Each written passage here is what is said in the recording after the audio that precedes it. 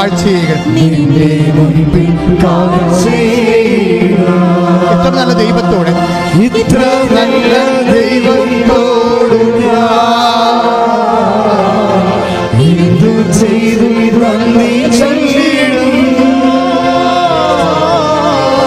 എന്റെ കൊച്ചു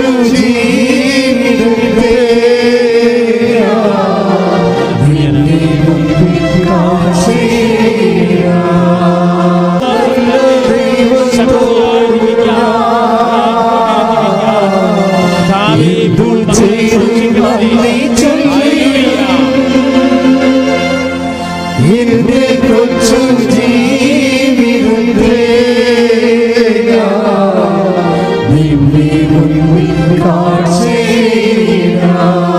പ്രാർത്ഥിക്കുക. കർത്താവായ ദൈവമേ, ഈ ആരാധനയിലെ എന്റെ കൈകൊണ്ട് അങ്ങയെ തൊടാൻ, എന്റെ ഹൃദയം കൊണ്ട് അങ്ങയെ അനുഭവിക്കുവാൻ എന്റെ അന്തരംഗങ്ങളെ ആശീർവദിക്കണമേ, അഭിഷേകം ചെയ്യണമേ. ശ്രദ്ധിക്കട്ടെ.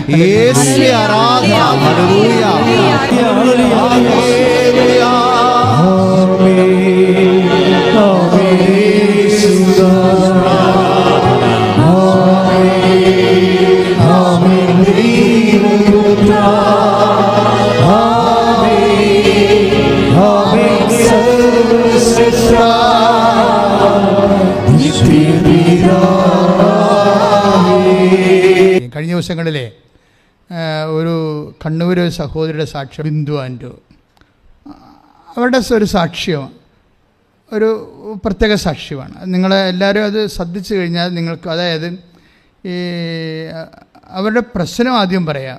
അവർ ഉടമ്പടി ചെയ്യാനുണ്ടായ ഒരു സാഹചര്യമുണ്ട്. അതായത് അത് നമ്മളെ സംബന്ധിച്ചിടത്തോളം കുറച്ചുകൂടി ചിലപ്പോൾ അത് ബാധകമാകും. അവർക്ക് ഉള്ളൊരു വിഷയം ജപ്തിയാണ്. ഇപ്പം മാർച്ച് മാസം കഴിഞ്ഞില്ലേ ഇപ്പോൾ അല്ലേ? മാർച്ച് മാസം എല്ലാവർക്കും ഇപ്പോൾ ബാങ്കിൽ നിന്നൊക്കെ പേപ്പർ വന്നുകൊണ്ടിരിക്കുന്ന സമയമാണ്. അപ്പോൾ ഇവർക്ക് ജപ്തി, പേപ്പറല്ല വന്നത്, ജപ്തിയാണ് വന്നത്. കൃപാസനത്തിൽ ജപ്തി വന്ന അയാൾ അന്ന് തന്നെ കാണും. പിന്നെ അയാളെ മാറ്റി വെക്കത്തില്ല. അടിയന്തര വിഷയങ്ങളെല്ലാം കാണും. നിങ്ങൾ ഉടമ്പടി ഒന്ന് പുതുക്കി കറക്റ്റായിട്ട് നിന്നാൽ മതി.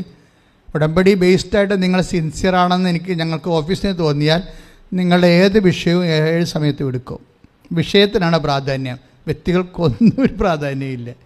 വെച്ച് കഴിഞ്ഞാൽ ഇപ്പോൾ സ്വാധീനവും അങ്ങനെ ഏതെങ്കിലും തരത്തിലുള്ള ഒരു രീതിയിൽ നമുക്ക് ഉടമ്പടിയിലേക്ക് വരാൻ പറ്റത്തില്ല. അതുകൊണ്ടാണ് റെക്കമെൻഡേഷൻസ് ഒന്നും സ്വീകരിക്കാത്തത്. നിങ്ങൾക്ക് വിഷയം ഓഫീസിൻ്റെ പറയുക, അത് കറക്റ്റായിട്ട് അവർക്ക് തോന്നിയാൽ തീർച്ചയായിട്ടും നിങ്ങൾ ഉടമ്പടി ഫിറ്റാണെങ്കിൽ നിങ്ങൾ അപ്പോൾ തന്നെ കാണാൻ പറയും. ഉടമ്പടി ഫിറ്റായി നിർത്തണം എപ്പോഴും. കാര്യം അങ്ങനെയാണ് ഈ ആൾക്കാർ സാക്ഷ്യങ്ങളെല്ലാം പറഞ്ഞു കൂട്ടണത്. സുനിൽകുമാർ, വിഴിഞ്ഞം ഫൊറോണ, ട്രിവാൻഡ്രം. അപ്പം അയാളുടെ കുറേ പ്രശ്നങ്ങളുണ്ട്. ഈ ബിന്ദു ആൻ്റിയുടെ പ്രശ്നം തന്നെ പോലെ തന്നെ ഈ സുനിൽകുമാറിൻ്റെ പ്രശ്നമൊക്കെ റീസെൻ്റ് ഉടമ്പടി ഇന്നലെയും മെനയുന്നതായിട്ട് പറഞ്ഞു പോയ സാക്ഷ്യങ്ങളാണിതെല്ലാം. അതായത് സുനിൽകുമാറിൻ്റെ സാക്ഷ്യം, അതായത് അയാളുടെ പ്രശ്നം പറഞ്ഞുതരാം. ഒന്ന്, പുള്ളിയുടെ വീട് ഉറഞ്ഞിട്ട് കമ്പിയെല്ലാം പുറത്ത് കാണുന്നു. വിഴിഞ്ഞം അതുപോലെ തന്നെ ആലപ്പുഴ, കൊല്ലം മേഖലയിലൊക്കെ കടലോരത്ത് താമസിക്കുമ്പോൾ അല്പം കമ്പി പുറത്ത് വന്നാൽ മതി, ഉപ്പുകാറ്റിൽ പെട്ടെന്ന് തുരുവിച്ച് അടന്നടന്ന് വീഴും. നമ്മൾ എത്ര ഭംഗിയായിട്ട് ചെയ്താലും ഭയങ്കര കഷ്ടപ്പാടാണ്. അപ്പോൾ ഇദ്ദേഹത്തിൻ്റെ വീട് അങ്ങനെ വന്നത്, അദ്ദേഹം പറയണത് 12 വർഷമായി എൻ്റെ വീട് ഇങ്ങനെ ഉറഞ്ഞ് കമ്പി പുറത്ത് കാണുമ്പോൾ ഉപ്പുകാറ്റടിച്ചിട്ട് അത് തുരുമ്പിച്ചിട്ട് അത് അടന്നടന്ന് വീഴും. അതാണ് ഒരു പ്രശ്നം. രണ്ടാമത്തെ പ്രശ്നം എന്ന് പറയുന്നത് അദ്ദേഹത്തിന് 5.5 ലക്ഷം രൂപ കടമുണ്ട്. അതാണ് ഒരു പ്രശ്നം. അപ്പോൾ വീട് ഒരു പ്രശ്നം, പിന്നെ എന്താണ്, കടം വേറെ പ്രശ്നം. ജോലിയില്ല, ആർക്ക്, അപ്പനും ഇല്ല ജോലി, മകനെയും ജോലിയില്ല, രണ്ടുപേർക്കും ജോലി വേണം. ഇതിലാണ് വിഷയം. അപ്പം ഇത് വെച്ച് അദ്ദേഹം ഉടമ്പടി ചെയ്യും. ഉടമ്പടി ചെയ്ത് കഴിയുമ്പോൾ ഉടമ്പടി അദ്ദേഹം കൃത്യമായിട്ടാണ് ചെയ്യണത്. കാര്യം ഇതിനിടയ്ക്ക് മകൻ അദ്ദേഹത്തിൻ്റെ അടുത്ത് പറയുന്നുണ്ട്, ഇത് നടക്കും അപ്പ എന്നുവെച്ചാൽ അവന് ഈ ഗവൺമെൻറ് ജോലി വേണം, അതാണ് പ്രശ്നം. അപ്പോൾ അതേ സമയത്ത് അതുകൊണ്ട് തന്നെ അപ്പൻ പറയും, നീ ഇത് കൃത്യമായിട്ട് എൻ്റെ കൂടെ ഒന്ന് കൂട്, അമ്മ ഇത് നിനക്ക് ചെയ്തു തരും. അപ്പോൾ നമ്മളെ സംബന്ധിച്ചിടത്തോളം സ്വത്തെന്ന് പറഞ്ഞാൽ, ഈ സുനിൽകുമാറിൻ്റെ സ്വത്തെന്ന് പറഞ്ഞാൽ എന്താണ്? വിശ്വാസമാണ് അയാളുടെ സ്വത്ത്. അവിടെ കുറേ പ്രശ്നങ്ങളുണ്ട്. 5.5 ലക്ഷം രൂപ കടമുണ്ട്, പിന്നെ നിത്യവരുമാനം, അയാൾക്ക് ഒരു കടയുണ്ട്. ആ കടയിൽ ഇരുന്നിട്ട് കച്ചവടം ശരിയാകാനില്ല. അതുകൊണ്ട് അയാൾ വേറെ പണിക്ക് കരത്തൊഴിലിന് പോയി. ചിലപ്പോൾ കിട്ടും, ചിലപ്പോൾ കിട്ടത്തില്ല. ആ സമയത്ത് വൈഫ് കച്ചവടം നടത്തിക്കൊണ്ടിരിക്കും. അപ്പോൾ ഇങ്ങനെ ഒരു സാധാരണ കുടുംബം, പക്ഷേ സകലവിധ പ്രശ്നങ്ങളൊരു കുടുംബമാണ്. പക്ഷേ എനിക്ക് ആ സാക്ഷ്യം കേട്ടപ്പോൾ തോന്നിയത്, സുനിൽകുമാർ ആ സാക്ഷ്യത്തിനോട്, ആ ഉടമ്പടിയോട് പക്ക പെർഫെക്റ്റായിട്ട് ഫിഡേലാണ്. പുള്ളി ഭയങ്കര ഫിഡേലാണ്. വെച്ചാൽ കൃത്യമായിട്ട് അത് ഉടമ്പടി വിഷയങ്ങൾ കൃത്യമായി തൻ്റെ ജീവിതത്തിൽ ദൈവം നടത്തുമെന്ന് അദ്ദേഹം പൂർണ്ണമായിട്ട് വിശ്വസിച്ചുകൊണ്ട് കൃത്യമായിട്ട് ഉടമ്പടി ചെയ്യും. ആ സമയത്ത് ചില ആൾക്കാരുടെ പ്രത്യക്ഷ പ്രാർത്ഥനയുടെ സമയം തെറ്റിപ്പോവും, ചിലർ പത്രത്തിൻ്റെ പ്രേക്ഷിത പ്രവർത്തനം ചെയ്യാൻ വൈകും. അപ്പോൾ ഇതെല്ലാം ഇങ്ങനെ ഒന്ന് അത് അങ്ങനെ വൈകുന്നതനുസരിച്ച് എന്താ സംഭവിച്ചാൽ നമ്മളുടെ വിശ്വാസത്തിൻ്റെ ഒരു വെള്ളം ഡയലൂട്ട് ഫോമിലാണ് ഇതെല്ലാം വൈകണത്. അല്ലെങ്കിൽ വൈകത്തില്ല. നമുക്ക് ചെയ്യാം, ശരിയാവുന്ന പറഞ്ഞ പത്രങ്ങളൊക്കെ കൊണ്ട് വീട്ടിൽ വെക്കും, പള്ളിയിൽ പോവും. കത്തോലിക്സ് ആണെങ്കിൽ പള്ളിയിൽ പോയി കുമ്പസാരിക്കാം, അച്ഛനുണ്ടോ എന്ന് നോക്കും, അച്ഛനില്ല, തിരിച്ചു പോരും. പിന്നെ നാളെ പോകാമെന്ന്, അടുത്ത ആഴ്ച ചെയ്യാമെന്ന് വിചാരിച്ചു. ഇങ്ങനെ ഓരോ ഉടായ്പകൾ പറഞ്ഞ് പതുക്കെ ഈ സംഭവം ലാഗ് ചെയ്തുകൊണ്ടെടുക്കും. ഇത് ലാഗ് ചെയ്യുന്ന കൊണ്ടാണ് നിങ്ങളുടെ വിഷയം ലാഗ് ചെയ്യണമെന്ന് വെച്ച് കഴിഞ്ഞാൽ താമസിക്കണം. അപ്പോൾ ഒന്ന് പ്രാർത്ഥിക്കുക. കർത്താവ് ദൈവമേ, വളരെ കൃത്യമായ വിശ്വാസത്തോടെ അങ്ങയോട് ചെയ്ത ഉടമ്പടി നടപ്പിൽ വരുത്താൻ ആവശ്യമായ സൂക്ഷ്മതയുള്ള വിശ്വാസത്താൽ എന്നെ നിറക്കണമേ. ശ്രദ്ധിക്കട്ടെ.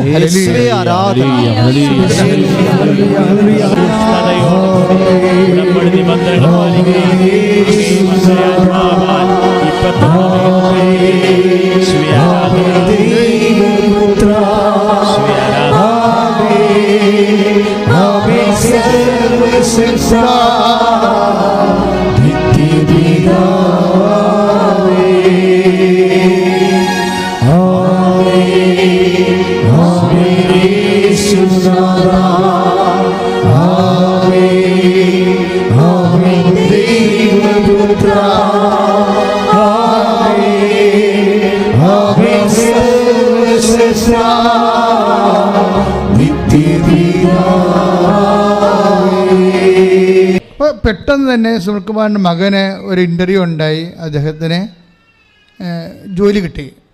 ഒറ്റാഴ്ചക്കുള്ളിൽ ജോലി കിട്ടി. പക്ഷേ ജോലി കിട്ടിയെങ്കിലും അവിടെ ഒരു എക്സർസൈസിൻ്റെ ഭാഗമായിട്ട് വന്ന് അദ്ദേഹത്തിൻ്റെ എവിടെയോ പോലീസിലോ CRP അങ്ങനെ ഫോഴ്സിലാണ് ജോലി കിട്ടിയിരിക്കുന്നത്. അപ്പോൾ ജോലി കിട്ടിയ ഉടനെ എൻ്റെ എക്സർസൈസ് വന്ന് 50 കിലോ ഉള്ള ചാക്ക് ഇങ്ങനെ ചുമന്നുകൊണ്ട് മുതുകത്ത് എടുത്തുകൊണ്ട് പോകുന്ന സമയത്ത് ഇടറിപ്പോയി, ഒടിഞ്ഞുപോയി. 50 കിലോ ചാക്ക് എടുത്തുകൊണ്ട് പോകുന്ന സമയത്ത് ഇവിടുത്തെ പിൻകഴുത്തിൽ അസ്ഥി ഇങ്ങനെ വിട്ടുപോയി. അവിടെ ഒരു അള പോലെയായിപ്പോയി. അപ്പോൾ ചില സമയത്ത് എങ്കിലും അപ്പോൾ ഇവൻ ചോദിക്കുന്നുണ്ട്, ഇത് ശരിയാകും അപ്പാ, ഇനി എൻ്റെ ജോലി പോകുക എന്നൊക്കെ ചോദിക്കുന്നുണ്ട്. അപ്പോൾ ഞാൻ വീട്ടിൽ കൊണ്ടുവന്നിട്ട് സുനിൽകുമാർ എന്നാ ചെയ്യണമെന്ന് വെച്ച് കഴിഞ്ഞാൽ പ്രാർത്ഥിച്ചിട്ട് ഉടമ്പടി തൈലം ആ വിട്ടുപോയ സ്ഥലത്ത് ആ ഗ്യാപ്പിൽ വിശ്വാസപ്രമാണം ചൊല്ലി തേച്ചുകൊണ്ടിരിക്കും. 2 ദിവസം 2 ആഴ്ച പ്രാർത്ഥിച്ച്. അപ്പോൾ ഒരു ഇഷ്യൂ വരുമ്പോൾ വിശ്വാസത്തിൽ എങ്ങനെയാണ് ആ മനുഷ്യനെ കൈകാര്യം ചെയ്യണത്? ഇത് അത്ര വലിയ പ്രായമുള്ള ആളൊന്നുമില്ല, 40 വയസ്സ് കാണും, അത്രേ ഉള്ളൂ. അപ്പോൾ ആ മനുഷ്യൻ്റെ പക്ഷേ വിശ്വാസം കുറച്ചുകൂടി സ്റ്റാൻഡേർഡ് ഫെയ്ത്താണ്. അതുകൊണ്ടാണ് എൻ്റെ അകത്ത് കൃത്യമായിട്ട് ഈ ഉടമ്പടി തൈലം ഈ മനുഷ്യൻ വിശ്വാസപ്രമാണം ചൊല്ലി ഈ പിൻകഴുത്തിലെ കുഴിയിൽ തേച്ച് വിശ്വാസപ്രമാണം ചൊല്ലി കുരിശിട്ട് അത് നമ്മൾ വിചാരിക്കുന്ന സമയത്തിനേക്കാൾ നേരത്തെ അത് നികന്നു പോകും. Praise the Lord. ഹല്ലേലൂയ. യേശുവേ സ്തോത്രം. അപ്പോൾ പിന്നെ അദ്ദേഹം ആ ഉടമ്പടി ഫോളോ ചെയ്ത് അങ്ങനെ പോവുകയാണ്. അപ്പോഴേ അദ്ദേഹത്തിൻ്റെ അപ്പം മരിക്കും. ഇപ്പോൾ ഒരു ഉടമ്പടി ഫോളോ ചെയ്യുന്നതിൻ്റെ ഇടയ്ക്ക് സംഭവിക്കുന്ന കാഷ്വാലിറ്റീസ് വിശ്വാസി എങ്ങനെ കാണുന്നു, അവിശ്വാസി എങ്ങനെ കാണുന്നു, അതൊരു വിഷയമാണ്. അപ്പോൾ നിങ്ങളവർക്ക് അപ്പനെന്ന് പ്രായമുള്ള അപ്പനാണ്. പക്ഷേ അപ്പൻ മരിക്കുന്നതിന് മുമ്പ് ഇയാളോട് ഒരു 5000 രൂപ ചോദിച്ചായിരുന്നു അപ്പൻ. അപ്പം അങ്ങനെ ചോദിക്കുന്ന ആളല്ല. അതായത് എല്ലാം തൻ്റെ ഒരു രീതിയിൽ തന്നെ ആരുടെ മുമ്പിലും മക്കളുടെ മുമ്പിൽ പോലും കൈ നീട്ടാതെ ജീവിക്കണം എന്നുള്ള അഭിമാനമുള്ള ആൾക്കാരുണ്ടാവും. അങ്ങനെ കൂടിയ അഭിമാനമാണോ നമുക്കറിയത്തില്ല, അത് ഓരോരുത്തരുടെ നിലപാടാണത്. അപ്പോൾ അദ്ദേഹം 5000 രൂപ കൊടുത്തു. പെങ്ങളും അപ്പന് 5000 രൂപ കൊടുത്തു. കാര്യമൊന്നുമില്ല, അവരുടെ വീട്ടിൽ താമസിക്കുന്ന ആളാണ്. ചിലക്കൊക്കെ എത്തി കാശ് കൈ ഇരിക്കണമെന്ന് എപ്പോഴും തോന്നത്തില്ലേ? അപ്പം അങ്ങനെ തോന്നുന്നില്ല അപ്പന്മാർക്ക്, പ്രായമുള്ളവർക്ക് പ്രത്യേകിച്ച് തോന്നും. അപ്പം അത് അങ്ങനെ എന്തൊരു സെക്യൂരിറ്റി പ്രോബ്ലമാണ് കൊടുത്ത്. പക്ഷെ ഒരാഴ്ച കഴിഞ്ഞപ്പോൾ അപ്പം മരിച്ചു. അപ്പം നമ്മൾ അപ്പം മരിച്ചു കഴിഞ്ഞപ്പോൾ അപ്പനെ അടക്കി എല്ലാം കഴിഞ്ഞ ശേഷം തിരിച്ച് പുള്ളി വരുമ്പോൾ അപ്പൻ്റെ പാസ്ബുക്കിൽ ഓഫീസ് എഴുതി കൊടുത്തിരിക്കുകയാണ് ബാങ്കിൽ 5.5 ലക്ഷം രൂപ എൻ്റെ മകൻ, എൻ്റെ കയ്യിൽ ആസ്തി 5 ലക്ഷം രൂപയുണ്ട്, അത് എൻ്റെ കാലത്തിന് ശേഷം എൻ്റെ മകന് കൊടുത്തേക്കാൻ പറഞ്ഞിരിക്കുകയാണ്. Praise the Lord. അത് സംഭവിച്ചു കഴിഞ്ഞാൽ 5 ലക്ഷം രൂപയാണ് കടം. അദ്ദേഹത്തിൻ്റെ കടം 5 ലക്ഷം രൂപയാണ്. അപ്പോൾ ആ പണം വാങ്ങിച്ചിട്ട് കുറേ സ്വർണ്ണം അപ്പൻ്റെ കയ്യിലുണ്ടായിരുന്നു. അത് മക്കൾക്ക് രണ്ടുപേരും കൂടി എഴുതി വെച്ചിരിക്കുകയാണ്. പെങ്ങൾക്ക് കെട്ടിച്ചു വിട്ട പെങ്ങളുണ്ട്, അവക്കും ഇയാളുടെ പെൺകുഞ്ഞുങ്ങളുണ്ടാകും ചിലപ്പോൾ, അയാൾക്കും കൂടി അപ്പൻ എഴുതി വെച്ചിട്ട് അപ്പം മരിച്ചു. അപ്പോൾ അതെല്ലാം മാതാപിതാക്കന്മാരുടെയൊക്കെ എന്ത് ജസ്റ്റായിട്ടാണ് ചെയ്യണമെന്നറിയാം. അവർ വളരെ കൃത്യമായിട്ടാണ് ചെയ്യണത്. ആ 5 ലക്ഷം രൂപ എടുത്ത് അയാളുടെ കടം വീടി. ഇതെല്ലാം നടക്കുന്നത് ഒരു 3 മാസത്തിനുള്ളിലാണ് ഇതെല്ലാം നടക്കുന്നത്. പക്ഷെ അതല്ല, ഒരു മകൻ്റെ അപകടം, അപ്പൻ്റെ മരിപ്പ്, ഇങ്ങനെയുള്ള കാലാവസ്ഥ ഭേദങ്ങൾ. ഇവിടുത്തെ മെയിൻ പ്രശ്നം എന്താണ്? കാലാവസ്ഥ ഭേദമല്ലേ. ഇപ്പം നമ്മളിപ്പോൾ ഗ്ലോബൽ വാർമിംഗ് എന്നും പറഞ്ഞ് അനുഭവിക്കുന്നത് എന്താണ്? Global warming. അതാണല്ല പൊതുവായിട്ട് തോന്നുമ്പോഴൊക്കെ മഴ പെയ്യണത്. ഒക്കിയൊക്കെ വന്നത് അങ്ങനെയല്ലേ. ഭൂമി ചൂട് പിടിക്കുന്ന കൊണ്ടാണ് ഗ്ലോബൽ വാർമിംഗ്. അപ്പോൾ എന്നാ സംഭവിക്കുന്നത്? ക്ലൈമറ്റ് ചേഞ്ച്, കാലാവസ്ഥ ഭേദങ്ങൾ വരും. അതുകൊണ്ട് തോന്നുമ്പോൾ കടൽ കയറും, തോന്നുമ്പോൾ പ്രളയം ഉണ്ടാകും. ഇങ്ങനെ നമുക്ക് ഒരു സെക്യൂരിറ്റി പോകുന്ന പോകുമ്പോഴും എപ്പോഴും നമ്മൾ ഇതുപോലെ ജീവിതത്തിലും ഉണ്ടാവും. കൃപാസനം മാതാവ് കാലാവസ്ഥ ഭേദത്തിൻ്റെ മാതാവാണ്.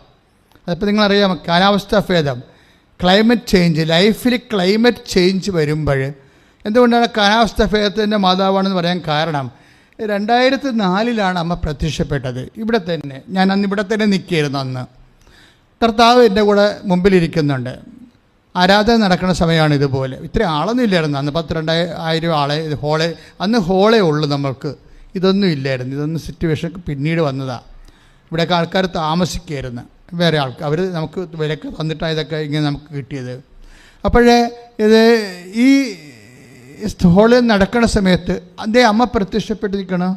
കൈ നെഞ്ചത്തൊരു ക്ലോക്ക് ഇരിക്കുന്ന 10-8 സൂചി കാണിക്കണം. എന്തോ അപകടം ദുരന്തം ഉണ്ടാകാൻ പോകണം, പ്രാർത്ഥിക്കണമെന്ന് ഞാൻ ഓൺ ദി സ്പോട്ടിൽ മെസ്സേജ് പറഞ്ഞു കഴിഞ്ഞതിന് ശേഷം അപ്പോൾ അന്ന് കണ്ട മാതാവ് എന്താ?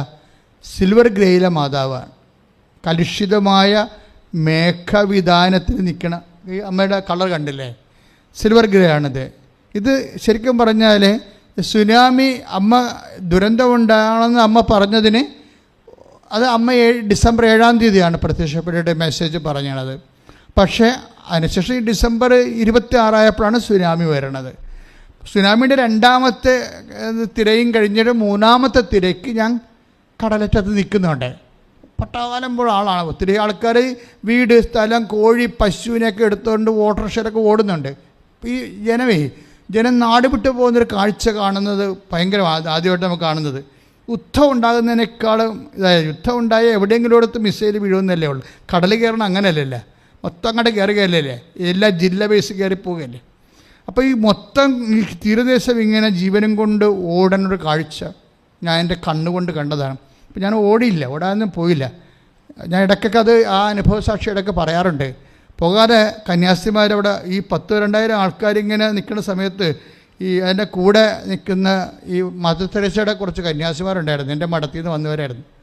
അപ്പോൾ അവർ വന്നപ്പോൾ അവരോട് പരിചയം ഉണ്ടായിരുന്നു. ഞാൻ അവരോട് പറഞ്ഞൊക്കെ പോയി പ്രാർത്ഥിക്കാമെന്ന് പറഞ്ഞു. ഈ 3ാമത്തെ സാധനം വന്ന് കയറിയ വീടെല്ലാം നാട്ടുകാരെല്ലാം ഒഴുകിപ്പോയി മരിച്ചു പോകും. കാണത്തുകൂടിയില്ല, എവിടെ പോകണമെന്ന് പോലും അറിയാൻ പറ്റത്തില്ല. ആന്ധ്രയിൽ മരിച്ചൊരു ആലപ്പുഴ അടിഞ്ഞു അന്നത്തെ കാലത്ത്, ആളറിയാൻ പാടില്ലാതെ അവർക്കറിയത്തില്ലേ, അവർ എഴുതിക്കൂട്ടിപ്പോയി. അപ്പോൾ ഇതാണ്, എന്തെങ്കിലും സംഭവിച്ച ആരുമില്ലേ, അതെപ്പോഴും നമ്മൾ ഓർത്ത് ജീവിക്കണം. നമുക്ക് ആരോ ഉണ്ട്, എന്തോ ഉണ്ടെന്നൊക്കെ പറയുന്നത് വെറുതെ ഒരു സ്വപ്നം പോലെ ഉള്ള ഒരു സെക്യൂരിറ്റിയാണ്. ദൈവം മാത്രമേ നമ്മുടെ കൂടെയുള്ളൂ. ശ്രുതികട്ടെ ഹല്ലേലൂയ. അങ്ങ് മാത്രമാണ് ഞങ്ങളുടെ കൂടെ ഉള്ളത്. ആ വലിയ ബോധ്യത്തിലൂടെ ഈ ഉടമ്പടി ധ്യാനത്തിൽ ഞങ്ങൾ നയിക്കുന്ന നന്ദി പറയുന്നു. അങ്ങയുടെ സാന്നിധ്യം ഉറപ്പുവരുന്ന നന്ദി പറയുന്നു. ആരാധന, ആരാധന, ആരാധന. ചേർന്ന് പാടാം.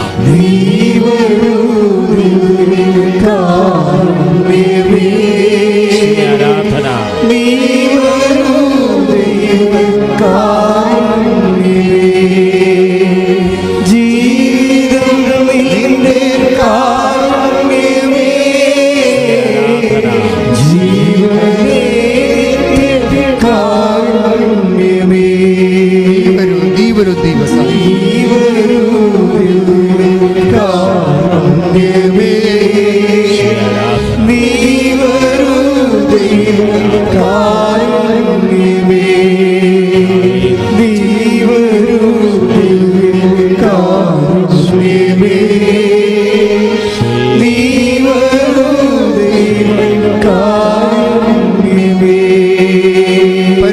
പരമദിവ്യകാരുണ്യത്തിന്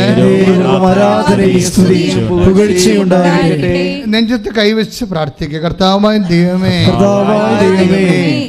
ഉടമ്പടിയുടെ ഉൾക്കാമ്പുകള് ഉൾക്കാഴ്ചകള് ഞങ്ങൾക്ക് അഭിഷേകമായി ആന്തരിക ബോധ്യം നൽകണമേ.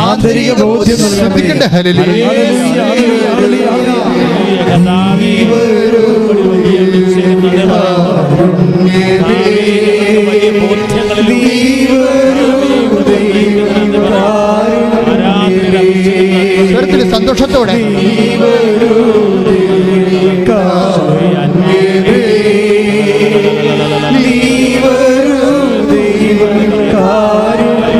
ശ്രദ്ധിക്കട്ടെ. ഭാഷാപരത്തോടെ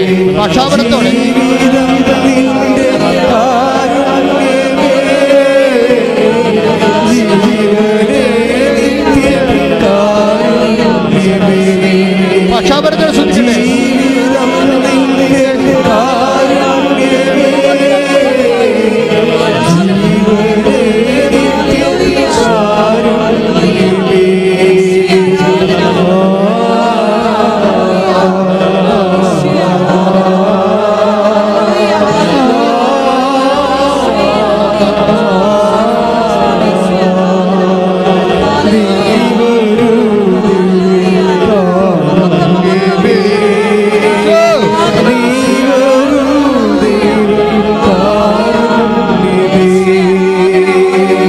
പരമദിവ്യകാരുണ്യത്തിന് ഓൺലൈനിലുള്ളവരും പ്രാർത്ഥിക്കുക, നിങ്ങളും പ്രാർത്ഥിക്കുക. കർത്താവായ ദൈവമേ, അങ്ങേ സ്നേഹിക്കുവാൻ ഈ നിമിഷം നൽകിയതിനെ ഓർത്ത് നന്ദി പറയുന്നു. കർത്താവേ, അങ്ങയുടെ ഹൃദയത്തെ സ്പർശിക്കുന്ന വിധത്തില് ഞങ്ങൾക്ക് വചനം നൽകണമേ, പ്രാർത്ഥന നൽകണമേ. ഞങ്ങളുടെ നാവിനെ കണ്ണപ്പുടങ്ങളെ അങ്ങയുടെ ആണിപ്പെടുതാർന്ന വലത് കരത്താൽ ഇപ്പോൾ അഭിഷേകം ചെയ്യണമേ. ഇപ്പോൾ അഭിഷേകം ചെയ്യണമേ. ശ്രദ്ധിക്കട്ടെ.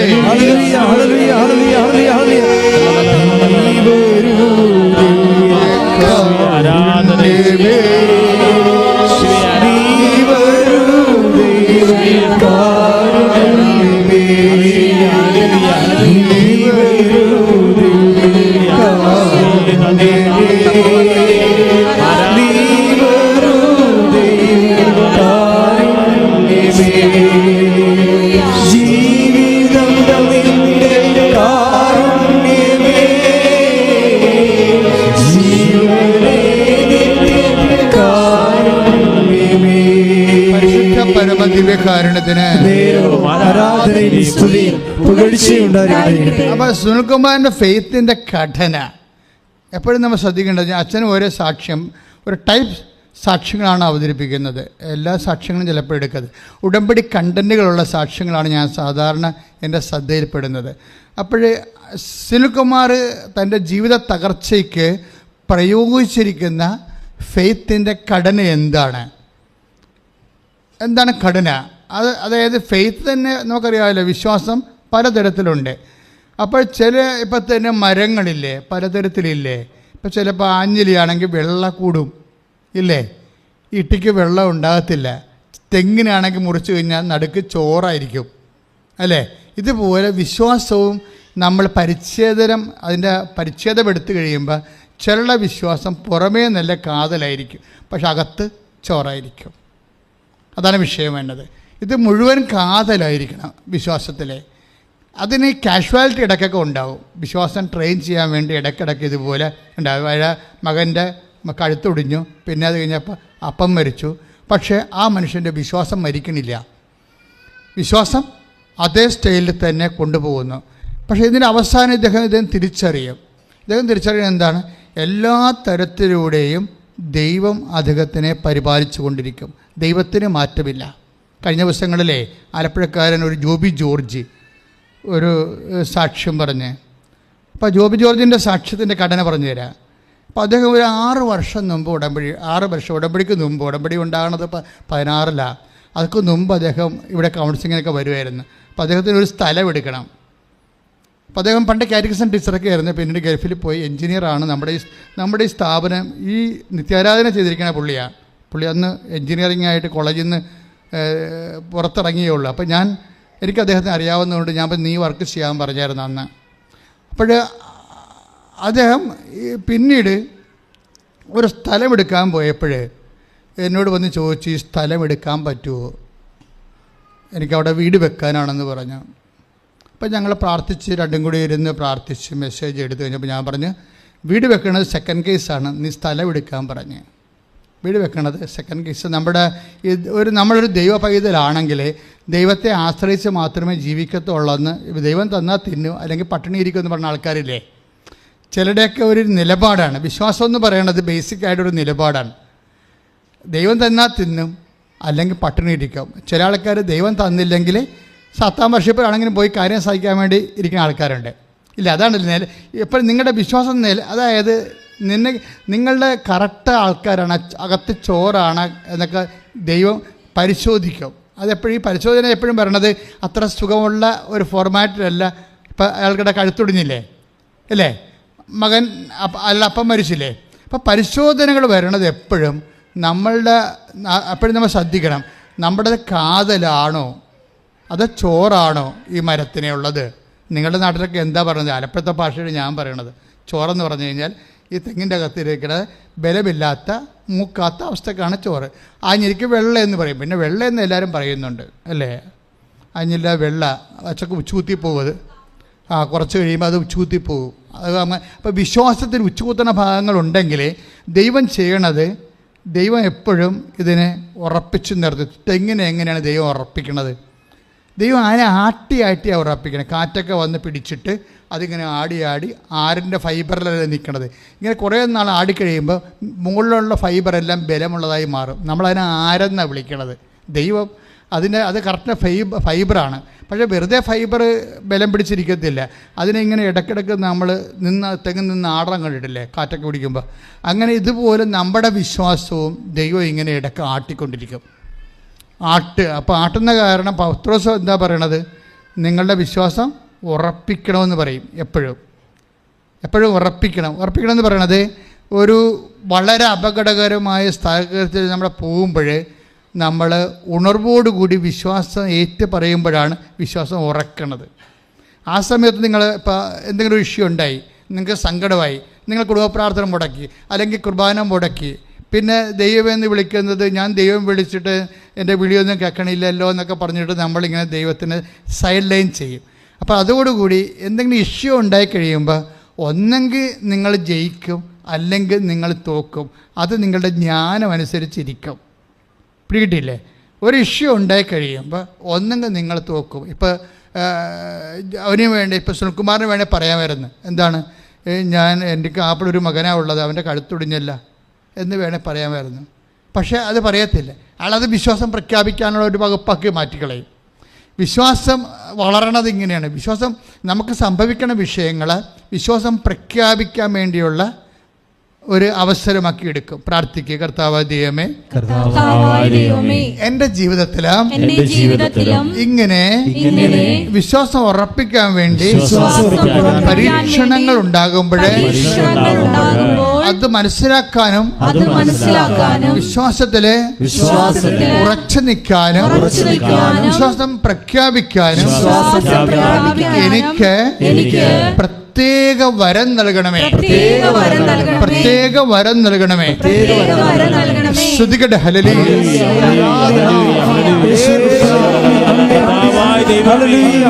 ജീവിതത്തിലുണ്ടാകുന്ന പരീക്ഷണ ഘട്ടങ്ങളില്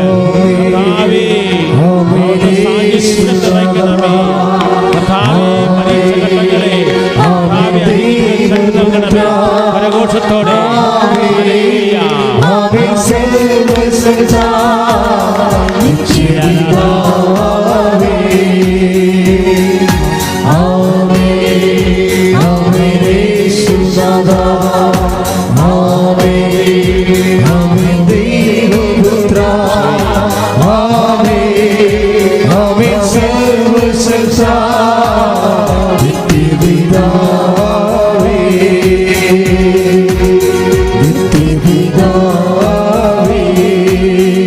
പരിശുദ്ധ പരമ ദിവ്യകാരുണ്യത്തിന്. അപ്പൊ ജോർജിന്റെ സാക്ഷ്യം എന്ന് വെച്ചാൽ ആ സാക്ഷ്യത്തിന്റെ ഘടന ഒന്ന് പരിശോധിക്കുന്നത് നല്ലതായിരിക്കും. ഇദ്ദേഹം ഈ സ്ഥലം എടുത്തു, മെസ്സേജ് പ്രകാരം എടുത്തതാണ്, അവിടെ വീട് വെക്കാൻ വേണ്ടി എടുത്തതാണ്. പക്ഷേ സ്ഥലം എടുക്കാൻ വേണ്ടി അവിടെ അളക്കാൻ വേണ്ടി ചെന്നപ്പോൾ അവിടെ ആൾക്കാർ വടിവാളം കൊണ്ട് നിൽക്കണം. ഇതിനകത്ത് വരുന്നൊരു വിഷയം എന്താ? മെസ്സേജ് എടുത്തതാണ് അല്ലേ, സ്ഥലം എടുക്കാൻ ഈശോ പറഞ്ഞതാണ്. പക്ഷെ അവിടെ ചെല്ലുമ്പോൾ എന്താ പറയണത്? വടിവാളം കൊണ്ട് നിൽക്കണം. അപ്പോൾ നമ്മൾ വിശ്വസിക്കണതും നമുക്ക് സംഭവിക്കണതും തമ്മിൽ ചില സമയത്ത് രണ്ട് കാര്യങ്ങളായിരിക്കും.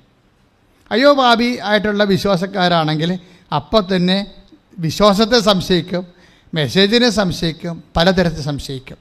ഈ സംശയമാണെന്ന് ചോറെന്ന് പറയുന്ന കാര്യം. ഇതിൻ്റെ അത് കാമ്പില്ലാത്ത സാധനം. വിശ്വാസത്തിനകത്ത് കാമ്പില്ലാത്ത അവസ്ഥ, വെള്ളയെന്ന് പറയണത് എന്തുമാത്രം സംശയമുണ്ട്, അതാണ് വിഷയം. അപ്പോൾ ഈ പ്രശ്നങ്ങൾ ഉണ്ടായെങ്കിലും കർത്താവ് പറഞ്ഞതല്ലേ ഈ സ്ഥലം എടുക്കാൻ. വടിവാളം കൊണ്ട് നിൽക്കണേ, തല്ലാനും ബഹളം ഉണ്ടാക്കാൻ.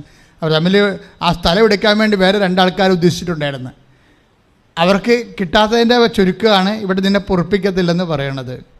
അതാണ് വിഷയം. പക്ഷേ അയാൾ സ്ഥലമെടുത്തു. എന്താ? ഈശോ പറഞ്ഞാണ് സ്ഥലം എടുക്കാൻ. ഇഷ്യൂ ഉണ്ടെങ്കിൽ സ്ഥലം എടുത്തു. പിന്നെ അദ്ദേഹം ഗൾഫിൽ പോയി ജോലിയും കഴിഞ്ഞ് 6 കൊല്ലം കഴിഞ്ഞപ്പോഴത്തേക്ക് ജോലി നഷ്ടപ്പെട്ടു.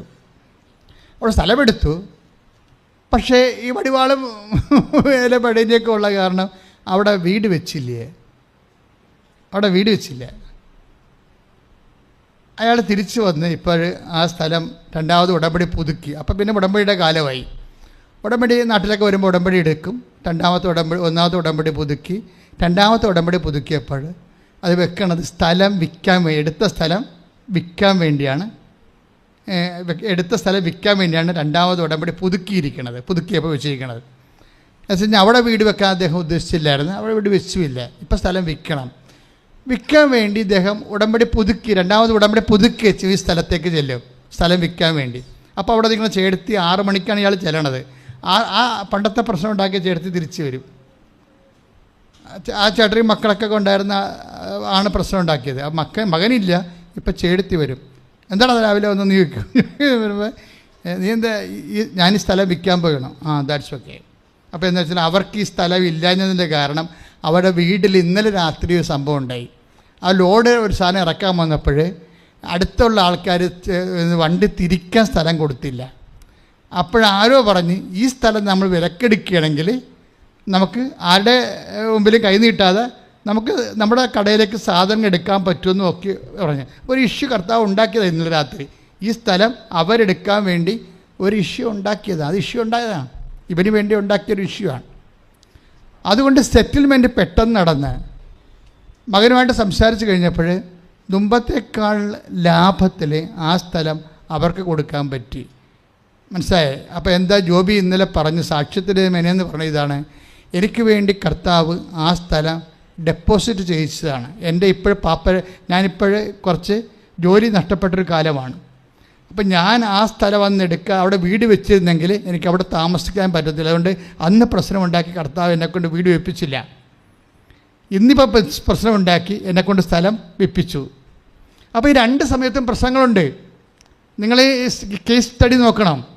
അതായത് രണ്ട് സമയത്ത് വീട് വെക്കാതിരിക്കാൻ വേണ്ടി ഈശോ അവിടെ പ്രശ്നം ഉണ്ടാക്കിച്ച്. പക്ഷേ ഇപ്പോൾ എന്താണ്, സ്ഥലം വിൽക്കാൻ വേണ്ടി, സ്ഥലം അവർക്ക് കൊടുക്കാൻ വേണ്ടി വേറെ വിഷയം ഉണ്ടാക്കി. അപ്പം നമ്മൾ ഉടമ്പടിക്കാലത്ത് ചില ഇഷ്യൂസൊക്കെ ഇങ്ങനെ ഉണ്ടായിക്കൊണ്ടിരിക്കും. പക്ഷേ നിങ്ങൾ ബുദ്ധിയും ബോധമുള്ളവരായിരിക്കണം ഉടമ്പടി എടുക്കേണ്ടത്. എന്താ കാര്യം, ആർക്കും കുഴപ്പമില്ലാതെ നിങ്ങളെ ദൈവം പരിപാലിക്കും. അപ്പം ഞാൻ ജോബി ഈ സാക്ഷ്യം പറഞ്ഞുകൊണ്ടിരിക്കുന്ന സമയത്ത് എൻ്റെ മനസ്സിൽ പെട്ടെന്ന് വന്നതെന്ന് വെച്ച് കഴിഞ്ഞാൽ, പണ്ട് ഈ ജോസഫിന് ഒരു സ്വപ്നമുണ്ട്, ഫറവോയ്ക്ക് സ്വപ്നം ഉണ്ടായില്ലേ. ഫറവോയുടെ സ്വപ്നം എന്താ പറഞ്ഞത്?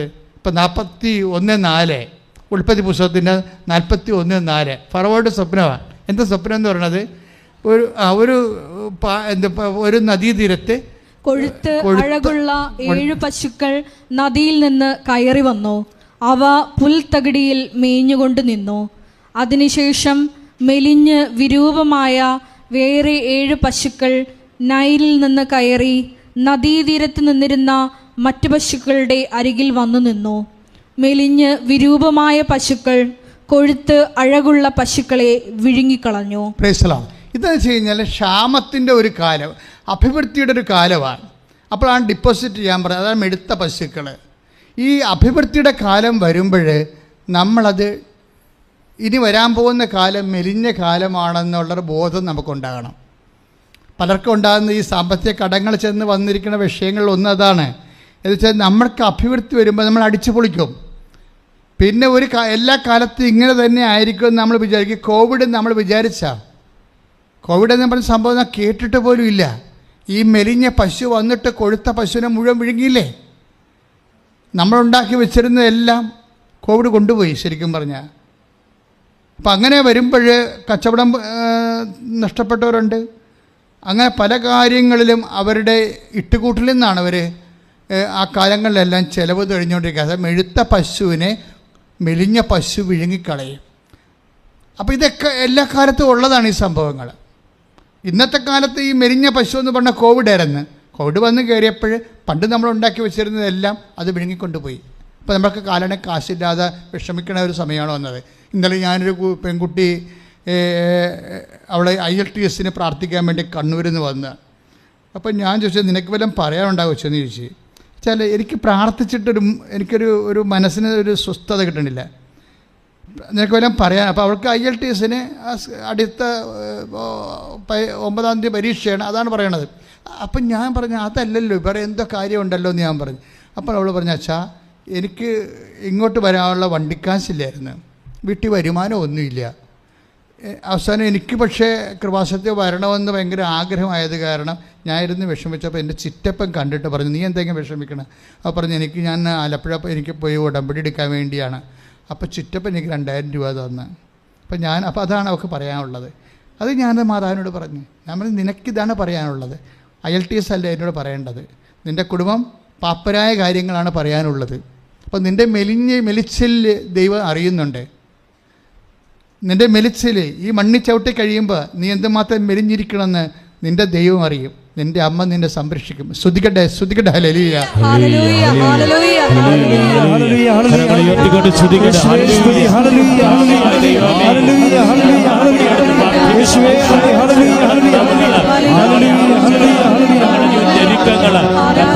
അറിയുന്നല്ലോ ഈശോയുടെ എല്ലാ ദിവസവും തുടങ്ങണമെന്ന് പ്രാർത്ഥിക്കുന്നവര് നിയോഗങ്ങളെ തുടങ്ങണമെന്ന് പ്രാർത്ഥിക്കുന്നു.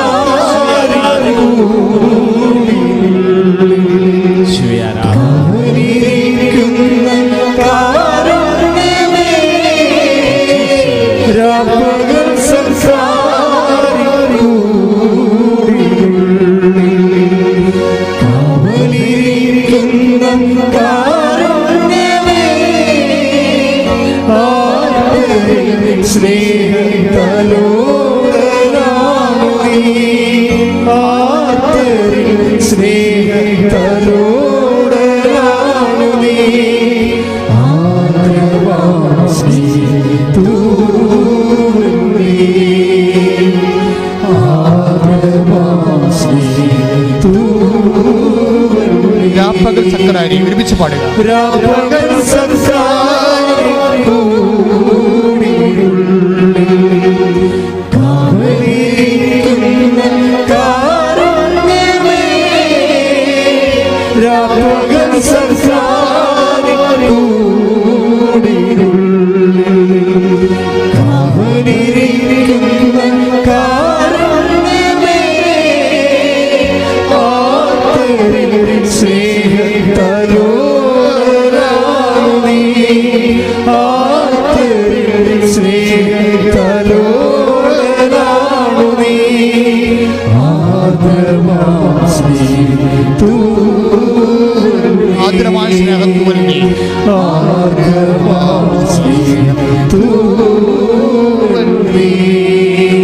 നീ വരൂ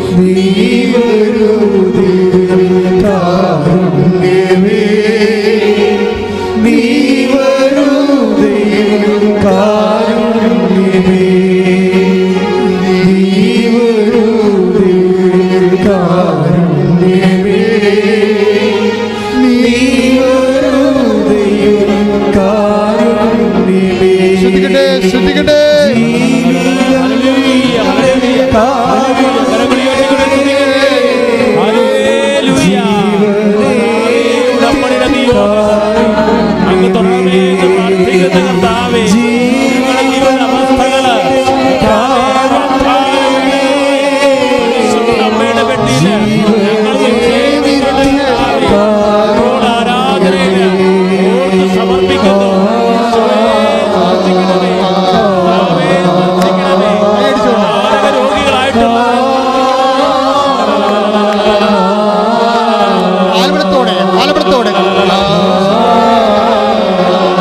പരിശുദ്ധ പരമദിവ്യ കാരുണ്യത്തിന്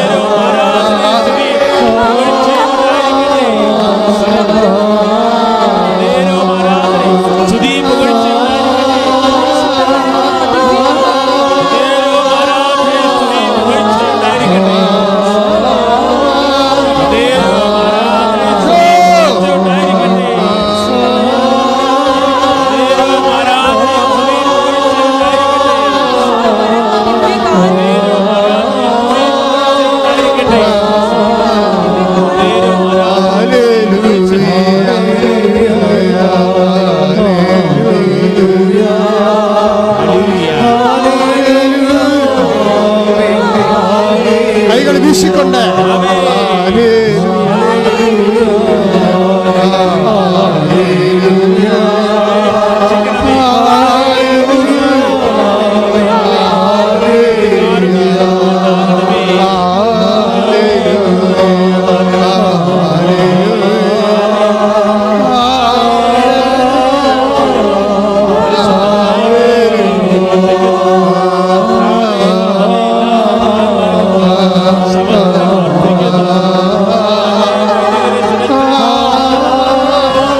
ഭാഷാവരത്തോടെ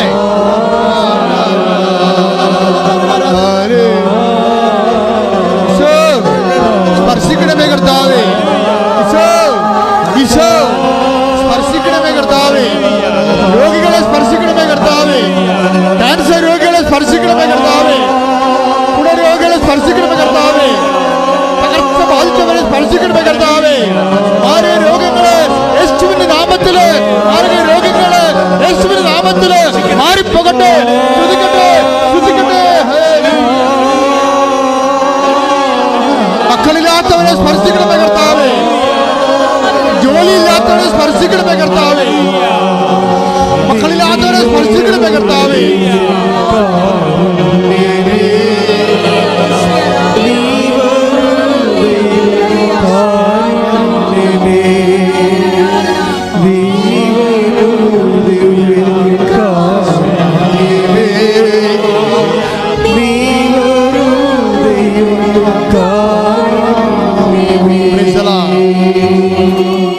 ഒരു കുഞ്ഞിനെ കർത്താവ് കാണിക്കുന്നുണ്ട്. കുഞ്ഞിന് വയറിങ്ങനെ വീർത്തിരിക്കണം. പക്ഷെ വെള്ളമല്ലെന്ന് തോന്നണത്, മാംസമായിട്ട് തന്നെ വയറ് വീർത്തിരിക്കണം. ആ കുഞ്ഞിനെ കർത്താവ്, സാധാരണ അമ്മമാർ അതിനെ ഇപ്പോഴും എടുത്തുകൊണ്ടാണ് നടക്കുന്നത്. ആ കുഞ്ഞിനെ കർത്താവ് ഇപ്പോൾ സുഖപ്പെടുന്ന ഈശോ സന്ദേശമുണ്ട്. ശ്രദ്ധിക്കട്ടെ.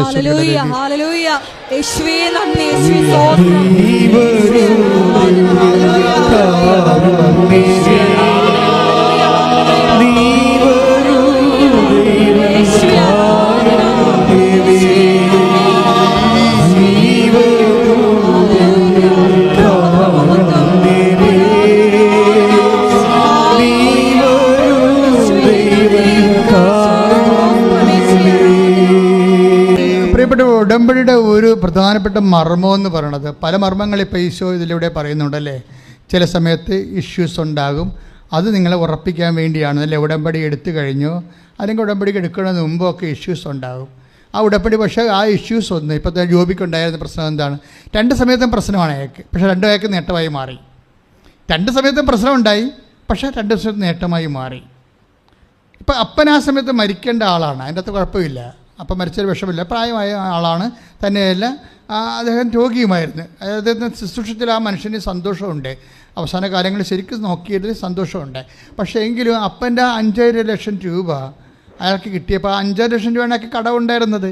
ആ കട അതുകൊണ്ട് തന്നെ അയാളെ അതായത് ഉടമ്പടി കാലത്ത് നിങ്ങൾ എന്ത് സംഭവിച്ചാലും വിഷയത്തെ നോക്കരുത്, ദൈവത്തെ നോക്കാവൂ.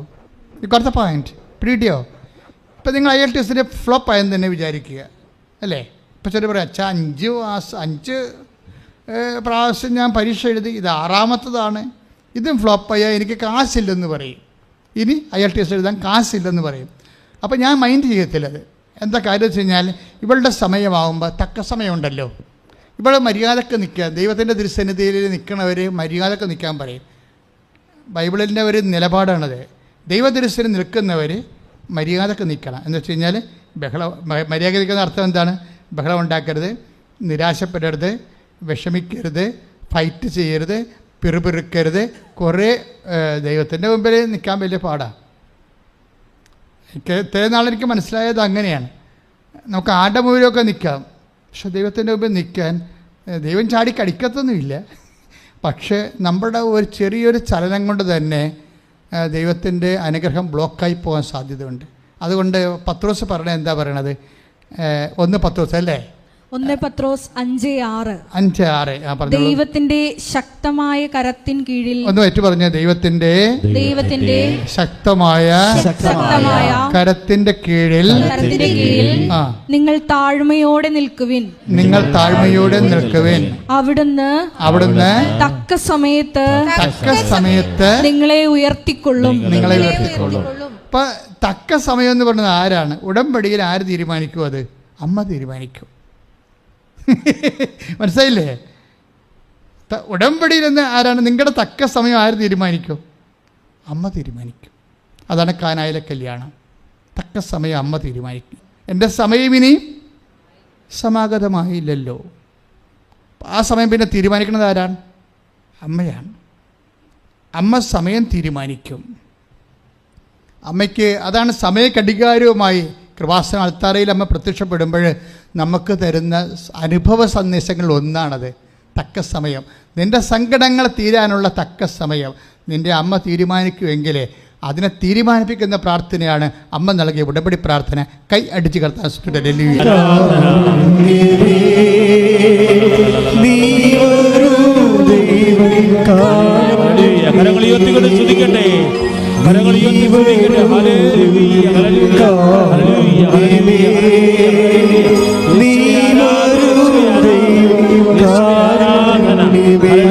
പരമദിവ്യകാരുണ്യത്തിന്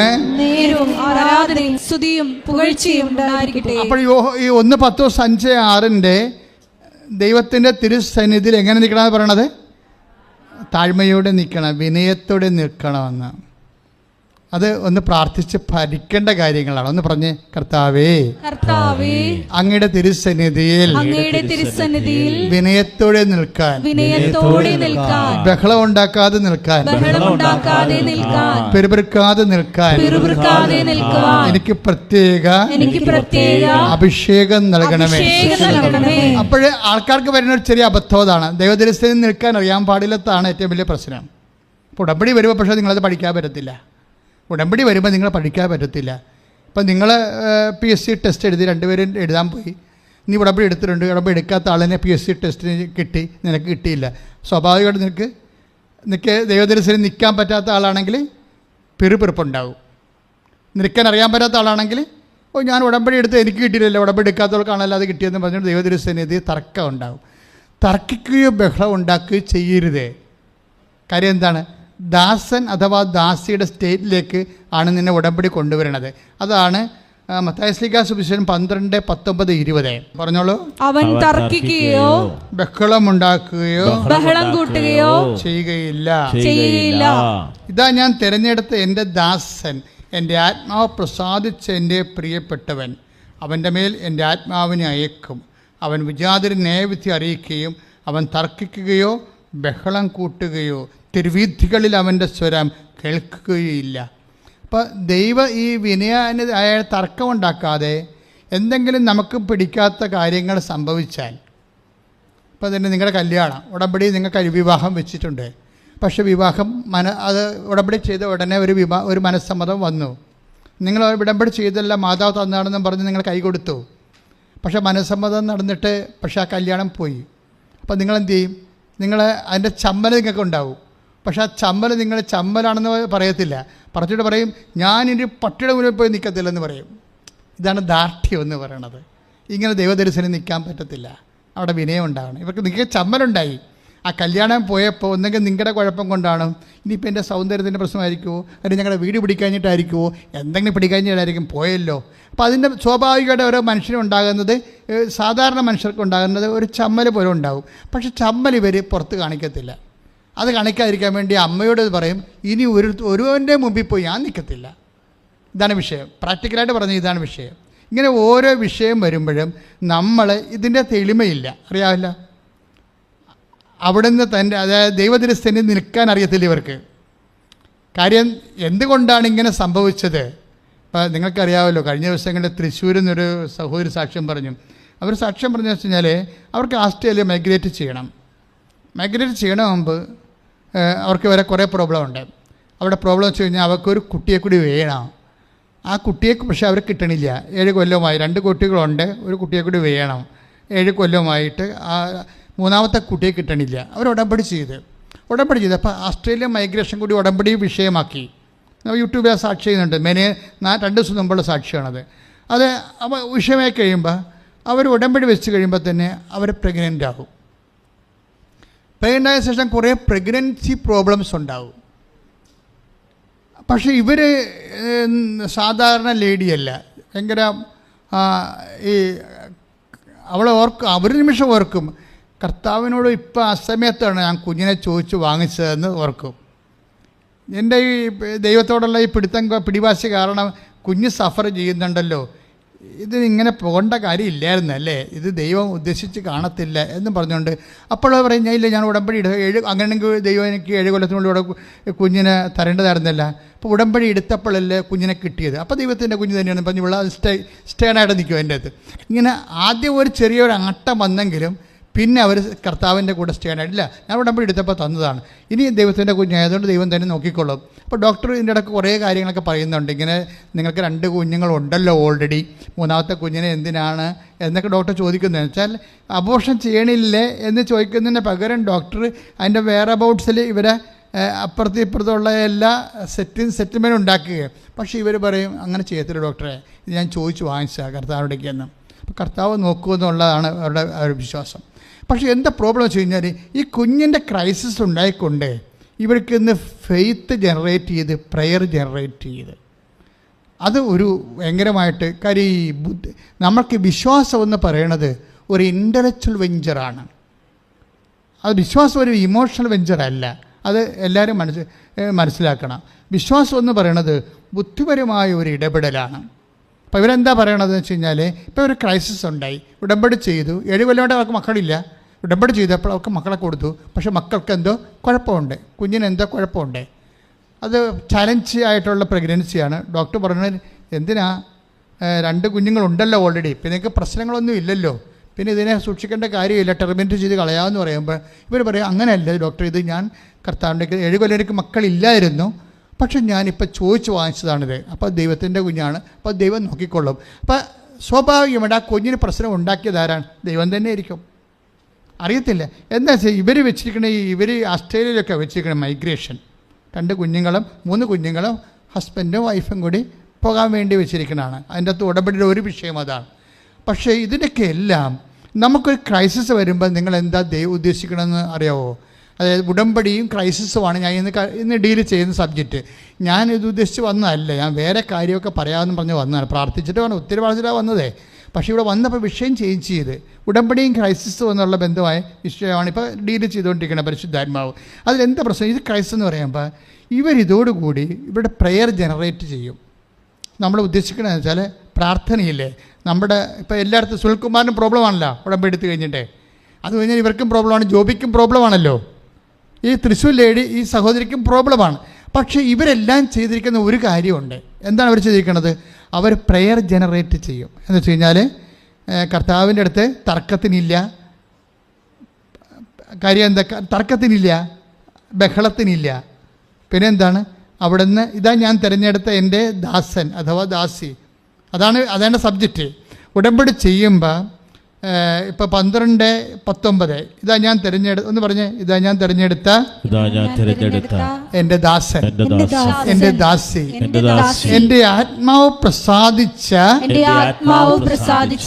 എൻ്റെ പ്രിയപ്പെട്ടവൻ, എൻ്റെ പ്രിയപ്പെട്ടവൾ, അവരുടെ മേൽ ഞാൻ എൻ്റെ ആത്മാവിനെ അയക്കും.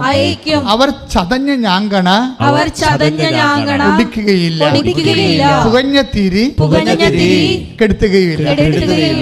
ദാസന്റെയും ദാസിയുടെയും ഒക്കെ ഒരു നിലപാടെന്ന് പറയണത്, എന്തെങ്കിലും അത്യാഹിത ഉണ്ടായാൽ ആ കള പോട്ട എന്നും പറഞ്ഞ് അവർ ഇട്ടച്ചും പോകത്തില്ല, ചതഞ്ഞ ഞാങ്കണ ഓടിക്കത്തില്ല. ഒരു തിരി പുകഞ്ഞിരിക്കുകയാണ്, അതിനെ കെടുത്തത്തില്ല, അത് കുറച്ച് കഴിയുമ്പോൾ തെളിഞ്ഞ് വരുമെന്ന് വിശ്വസിക്കും. ഇതാണ് ദാസൻ്റെ പ്രത്യേകത. അപ്പം നിങ്ങൾക്കൊരു ഹോപ്പ് ഉണ്ടാകണം ഈ വിഷയത്തിൽ. എന്തെങ്കിലും ഒരു ഉടമ്പടി എടുത്തു കഴിഞ്ഞതിന് ശേഷം എന്തെങ്കിലും ഒരു ഡിസ്റ്റർബൻസ് ഉണ്ടായാൽ നിങ്ങൾ പ്രെയർ ഉടനെ ഫ്ലോപ്പാക്കരുത്. മനസ്സിലായില്ലേ? പ്രെയർ എന്ന് വെച്ചാൽ പ്രാർത്ഥനാ ജീവിതം. പ്രാർത്ഥന എന്ന് പറഞ്ഞാൽ ഉടമ്പടി എന്ന് പറയുന്നത് പ്രാർത്ഥന 20% ഉള്ളൂ. ബാക്കിയെല്ലാം രോഗികളെ ശുശ്രൂഷിക്കുക, പത്രം വിതരണം ചെയ്യുക, പ്രേക്ഷിത പ്രവർത്തനമൊക്കെയാണ്. കർത്താവിനെ അറിയാത്ത അറിയിക്കുക, അറിഞ്ഞവരെ ആഴപ്പെടുത്തുക. ചില ആൾക്കാർ പത്രം കൊടുക്കണമെങ്കിൽ ഏപ്രിൽ 2-ാം തീയതി മേടിച്ച പത്രം കൊടുക്കണത് ഏപ്രിൽ 28-ാം തീയതിയാണ് കൊടുത്തു തീരണത്. അതൊക്കെ വെച്ചാൽ നിങ്ങളുടെ വാദപ്പനിയാണ് കാണിക്കുന്നത്, വിശ്വാസത്തിൻ്റെ വാദപ്പനി. ബുദ്ധിയും ബോധമുള്ളവർ, ഇൻ്റലക്ച്വലായിട്ടുള്ളവർ അത് എടുത്തു കഴിഞ്ഞാൽ എത്രയും വേഗം തീഷ്ണതയോടെ. ഇതെന്ന് വെച്ചാൽ ഏപ്രിൽ 28-ാം തീയതി വരെ എന്തുകൊണ്ടാണ് 2-ാം തീയതി പത്രം ഇരിക്കാൻ കാര്യം വെച്ച് കഴിഞ്ഞാൽ, നിങ്ങൾ അവിടെ ഇവിടെയും പോകുമ്പോൾ 2 പത്രം കൊണ്ട് പോകും. 2 പത്രം കൊണ്ടുപോയാൽ ആരും അറിയരുത്, ഞാൻ പത്രം കൊടുക്കുകയാണെന്ന് ഓർക്കരുത്. ഇങ്ങനെ അതായത് നിങ്ങളുടെ ഒരു ഈഗോ സെക്യൂർ ചെയ്തുകൊണ്ട് മാത്രം ന്യൂട്രലായിട്ട് തട്ടിപ്പ് കാണിക്കും. അതായത് പത്രം ബോൾഡായിട്ട് കർത്താവിൻ്റെ നാമത്തിൽ ഇപ്പോൾ എന്നെ അനുഗമിക്കാൻ മനുഷ്യരുടെ മുമ്പിൽ എന്നെ ഏറ്റുപറഞ്ഞാൽ സ്വർഗസ്ഥനായ പിതാവിൻ്റെ മുമ്പിൽ ഞാനും നിങ്ങളെ ഏറ്റുപറയും. അവിടെയാണ് വിഷയം ഇരിക്കുന്നത്. 10:32 ഇതിൻ്റെ അടിസ്ഥാന വചനമാണ്. മനുഷ്യരുടെ മുമ്പിൽ ഏറ്റുപറയണം. അപ്പോൾ മനുഷ്യരുടെ മുമ്പിൽ ഏറ്റുപറയാൻ പേടിയുള്ളവരാണ് ആദ്യ ദിവസം 2 ദിവസം പത്രം കൊണ്ടേ കൊടുത്ത് 5 ദിവസം കഴിയുമ്പോൾ 1 പത്രം കൊണ്ടേ കൊടുത്ത് ഇങ്ങനെ എല്ലാം കൂടി നക്കാപ്പിച്ച കൊടുത്ത് അവസാനിപ്പിക്കും. കൊടുക്കണ എല്ലാം ശരിയാണ്, തെറ്റില്ല. പക്ഷേ ഉള്ള പ്രോബ്ലം വെച്ചാൽ നിലപാട് തെറ്റിപ്പോയി. എന്താണ്? ആരും അറിയരുത് ഞാൻ പത്രം കൊടുക്കുകയാണെന്ന്. ഞാൻ വായിക്കാൻ വേണ്ടി പത്രം എടുത്ത് അവർക്ക് കൊടുത്തു, അത്രച്ച്. അങ്ങനെ 30 ദിവസം കഴിഞ്ഞപ്പോൾ ആ പത്രം എല്ലാം തീർന്നു. പക്ഷേ അതിൻ്റെ തട്ടിപ്പുണ്ട്. തട്ടിപ്പെന്ന് പറയുന്നത് നിങ്ങൾക്ക് ഈഗോ ഉണ്ട്, നിങ്ങൾ ആരോ ആണെന്ന് നിങ്ങൾ ധരിക്കുന്നു, ദൈവത്തിൻ്റെ മുമ്പിൽ വിനയമില്ല. അതുകൊണ്ടാണ് പത്രോസ് പറയണത് എന്താണ്? ദൈവത്തിൻ്റെ തിരുസന്നിധിയിൽ വിനയത്തോടെ നിൽക്കാൻ പറയണത്.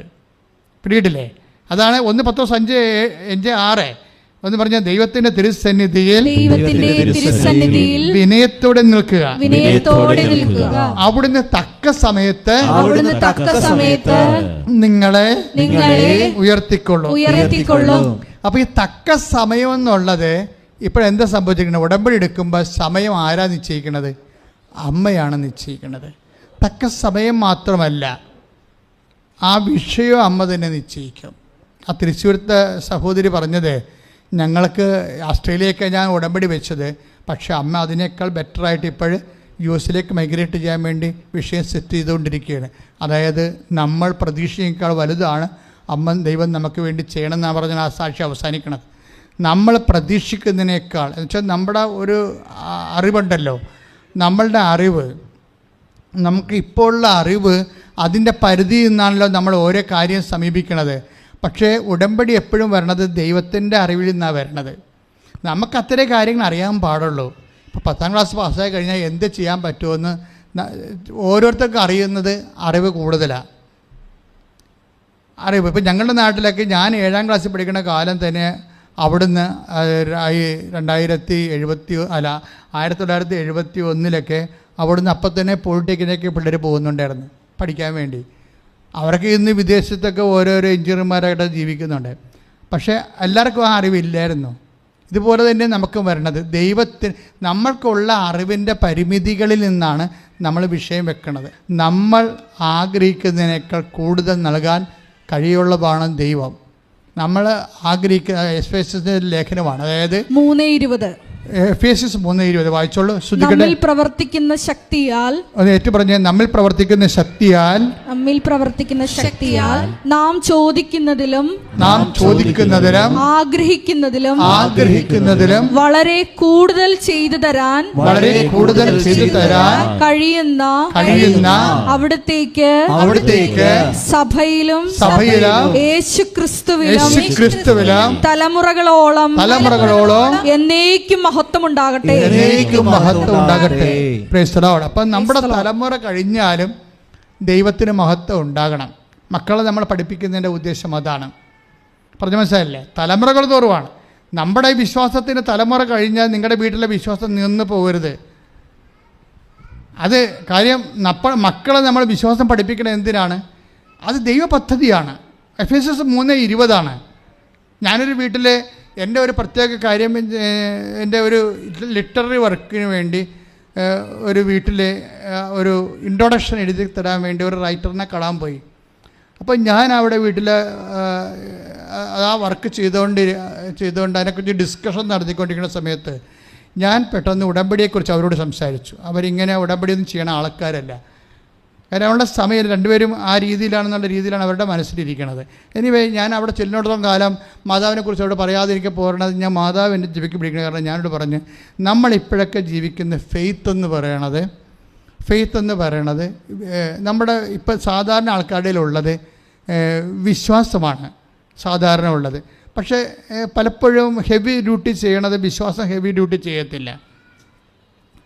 ഭയങ്കര സീരിയസ് ആയിട്ടൊരു സബ്ജക്റ്റ് വന്നാൽ വിശ്വാസത്തെ നിൽക്കത്തില്ല. നമ്മളിപ്പോൾ വിശ്വാസികളാണെങ്കിലും ജെറ്റ് നടപടി വന്നു കഴിഞ്ഞാൽ പാകിസ്ഥാൻസ് പോലെ നിന്ന് വിറക്കണ കാണാം നമ്മൾ. അതായത് ഫെയ്ത്തിൽ നിൽക്കാത്തത് കൊണ്ടാണത് ആ വിഷയം.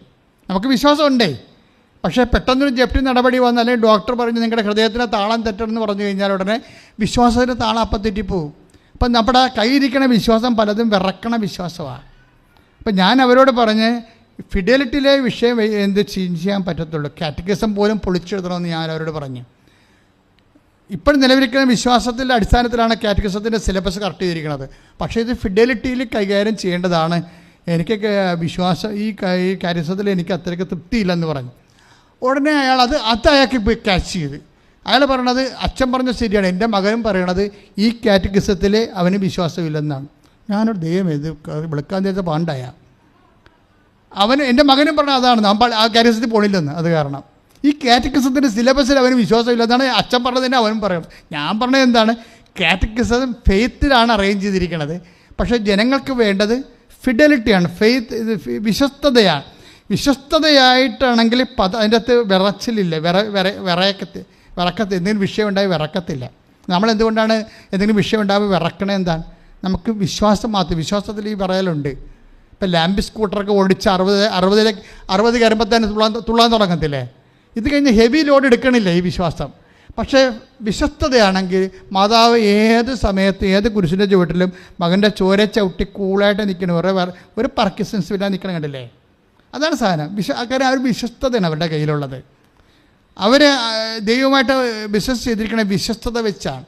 ഒന്ന് പ്രാർത്ഥിക്കുക, കർത്താവായ ദൈവമേ ഉടമ്പടി പ്രകാരം വിശ്വസ്തയോടുകൂടി അങ്ങയുടെ തിരുസന്നിധിയിൽ വ്യാപരിച്ചുകൊണ്ട് ജീവിത പ്രതിസന്ധികളുടെ മേൽ നട്ടലോടുകൂടി അപ്പോസ്തലികമായി പ്രതിരോധിക്കാൻ അമ്മയുടെ ആത്മശക്തിയാൽ ഇനി അഭിഷേകം ചെയ്യണമേ. ഹല്ലേലൂയ, ശ്രുതികട്ടെ, ഹല്ലേലൂയ, ഹല്ലേലൂയ, ഹല്ലേലൂയ. യേശുവേ ആരാധന, ആരാധന. കർത്താവായ ദൈവമേ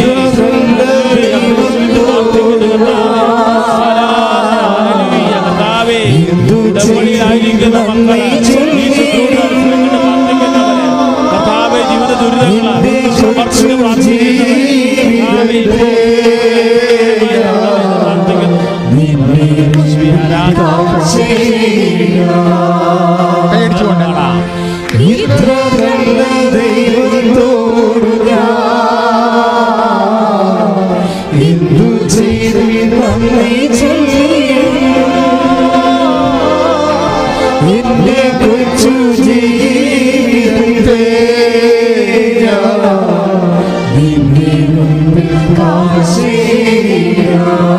പാടുക ഇത്ര നല്ല ദൈവത്തോടെ, ഇത്ര നല്ല ദൈവത്തോട്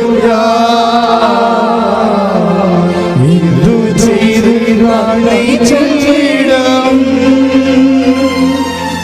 എന്റെ കൊച്ചു ജീവിതത്തെ നിന്റെ മുമ്പിൽ കാഴ്ചയുക. നിന്റെ മുമ്പിൽ കാഴ്ചയുക. ഇത്ര നല്ല ദൈവത്തോടെ, ഇത്ര നല്ല ദൈവത്തോട് എന്തു ചെയ്തു നന്ദി ചൊല്ലിടും എന്റെ കൊച്ചു ജീവിതത്തെ നിന്റെ മുമ്പിൽ കാഴ്ചയുക.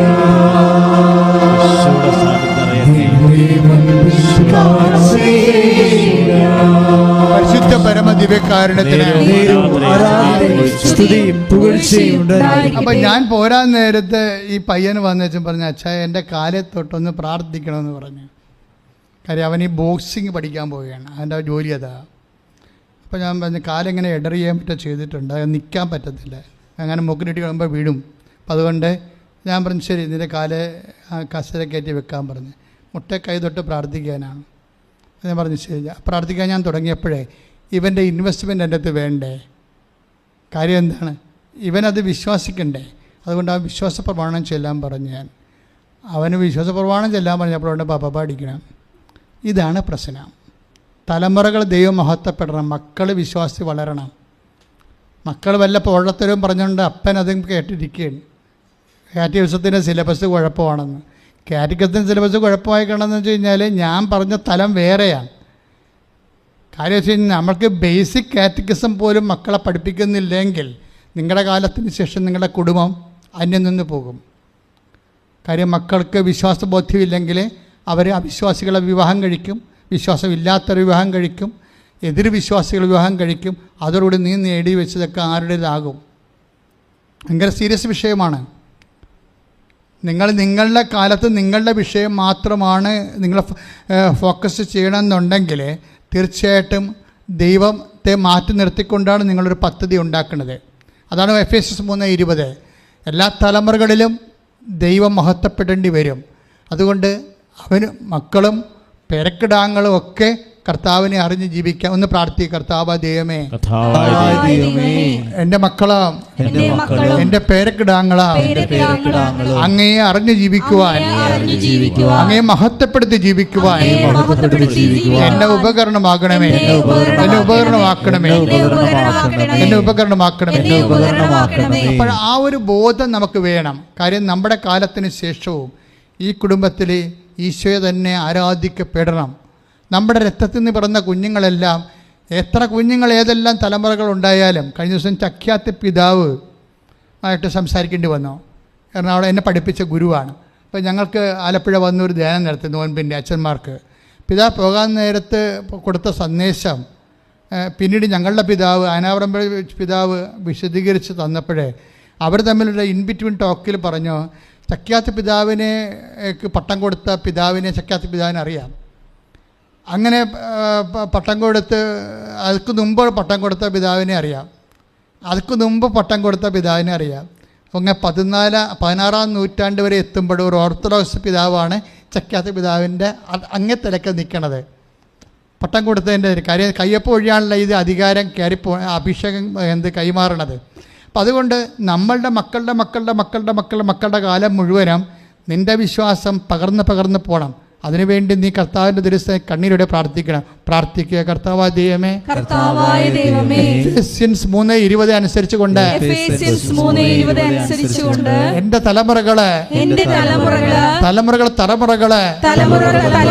വിശ്വാസത്തിൽ ഉറച്ചു നിൽക്കുവാൻ നീ എന്റെ ഗോത്രങ്ങളെ വിശ്വാസത്താൽ അഭിഷേകം ചെയ്യണമേ. ശ്രദ്ധിക്കട്ടെ.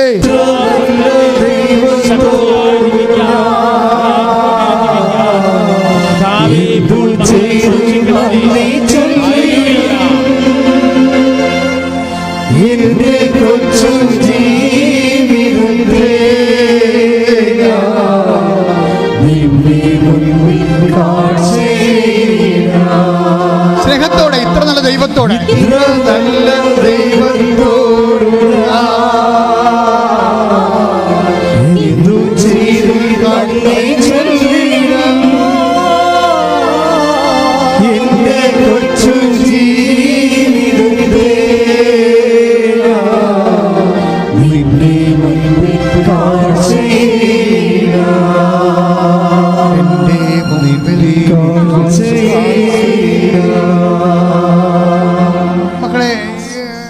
ഉടമ്പടിയോട് കഴിയുമ്പോൾ നിങ്ങൾ ദൈവമായിട്ട് ഇൻറ്റിമേറ്റ് ആകുകയാണ്.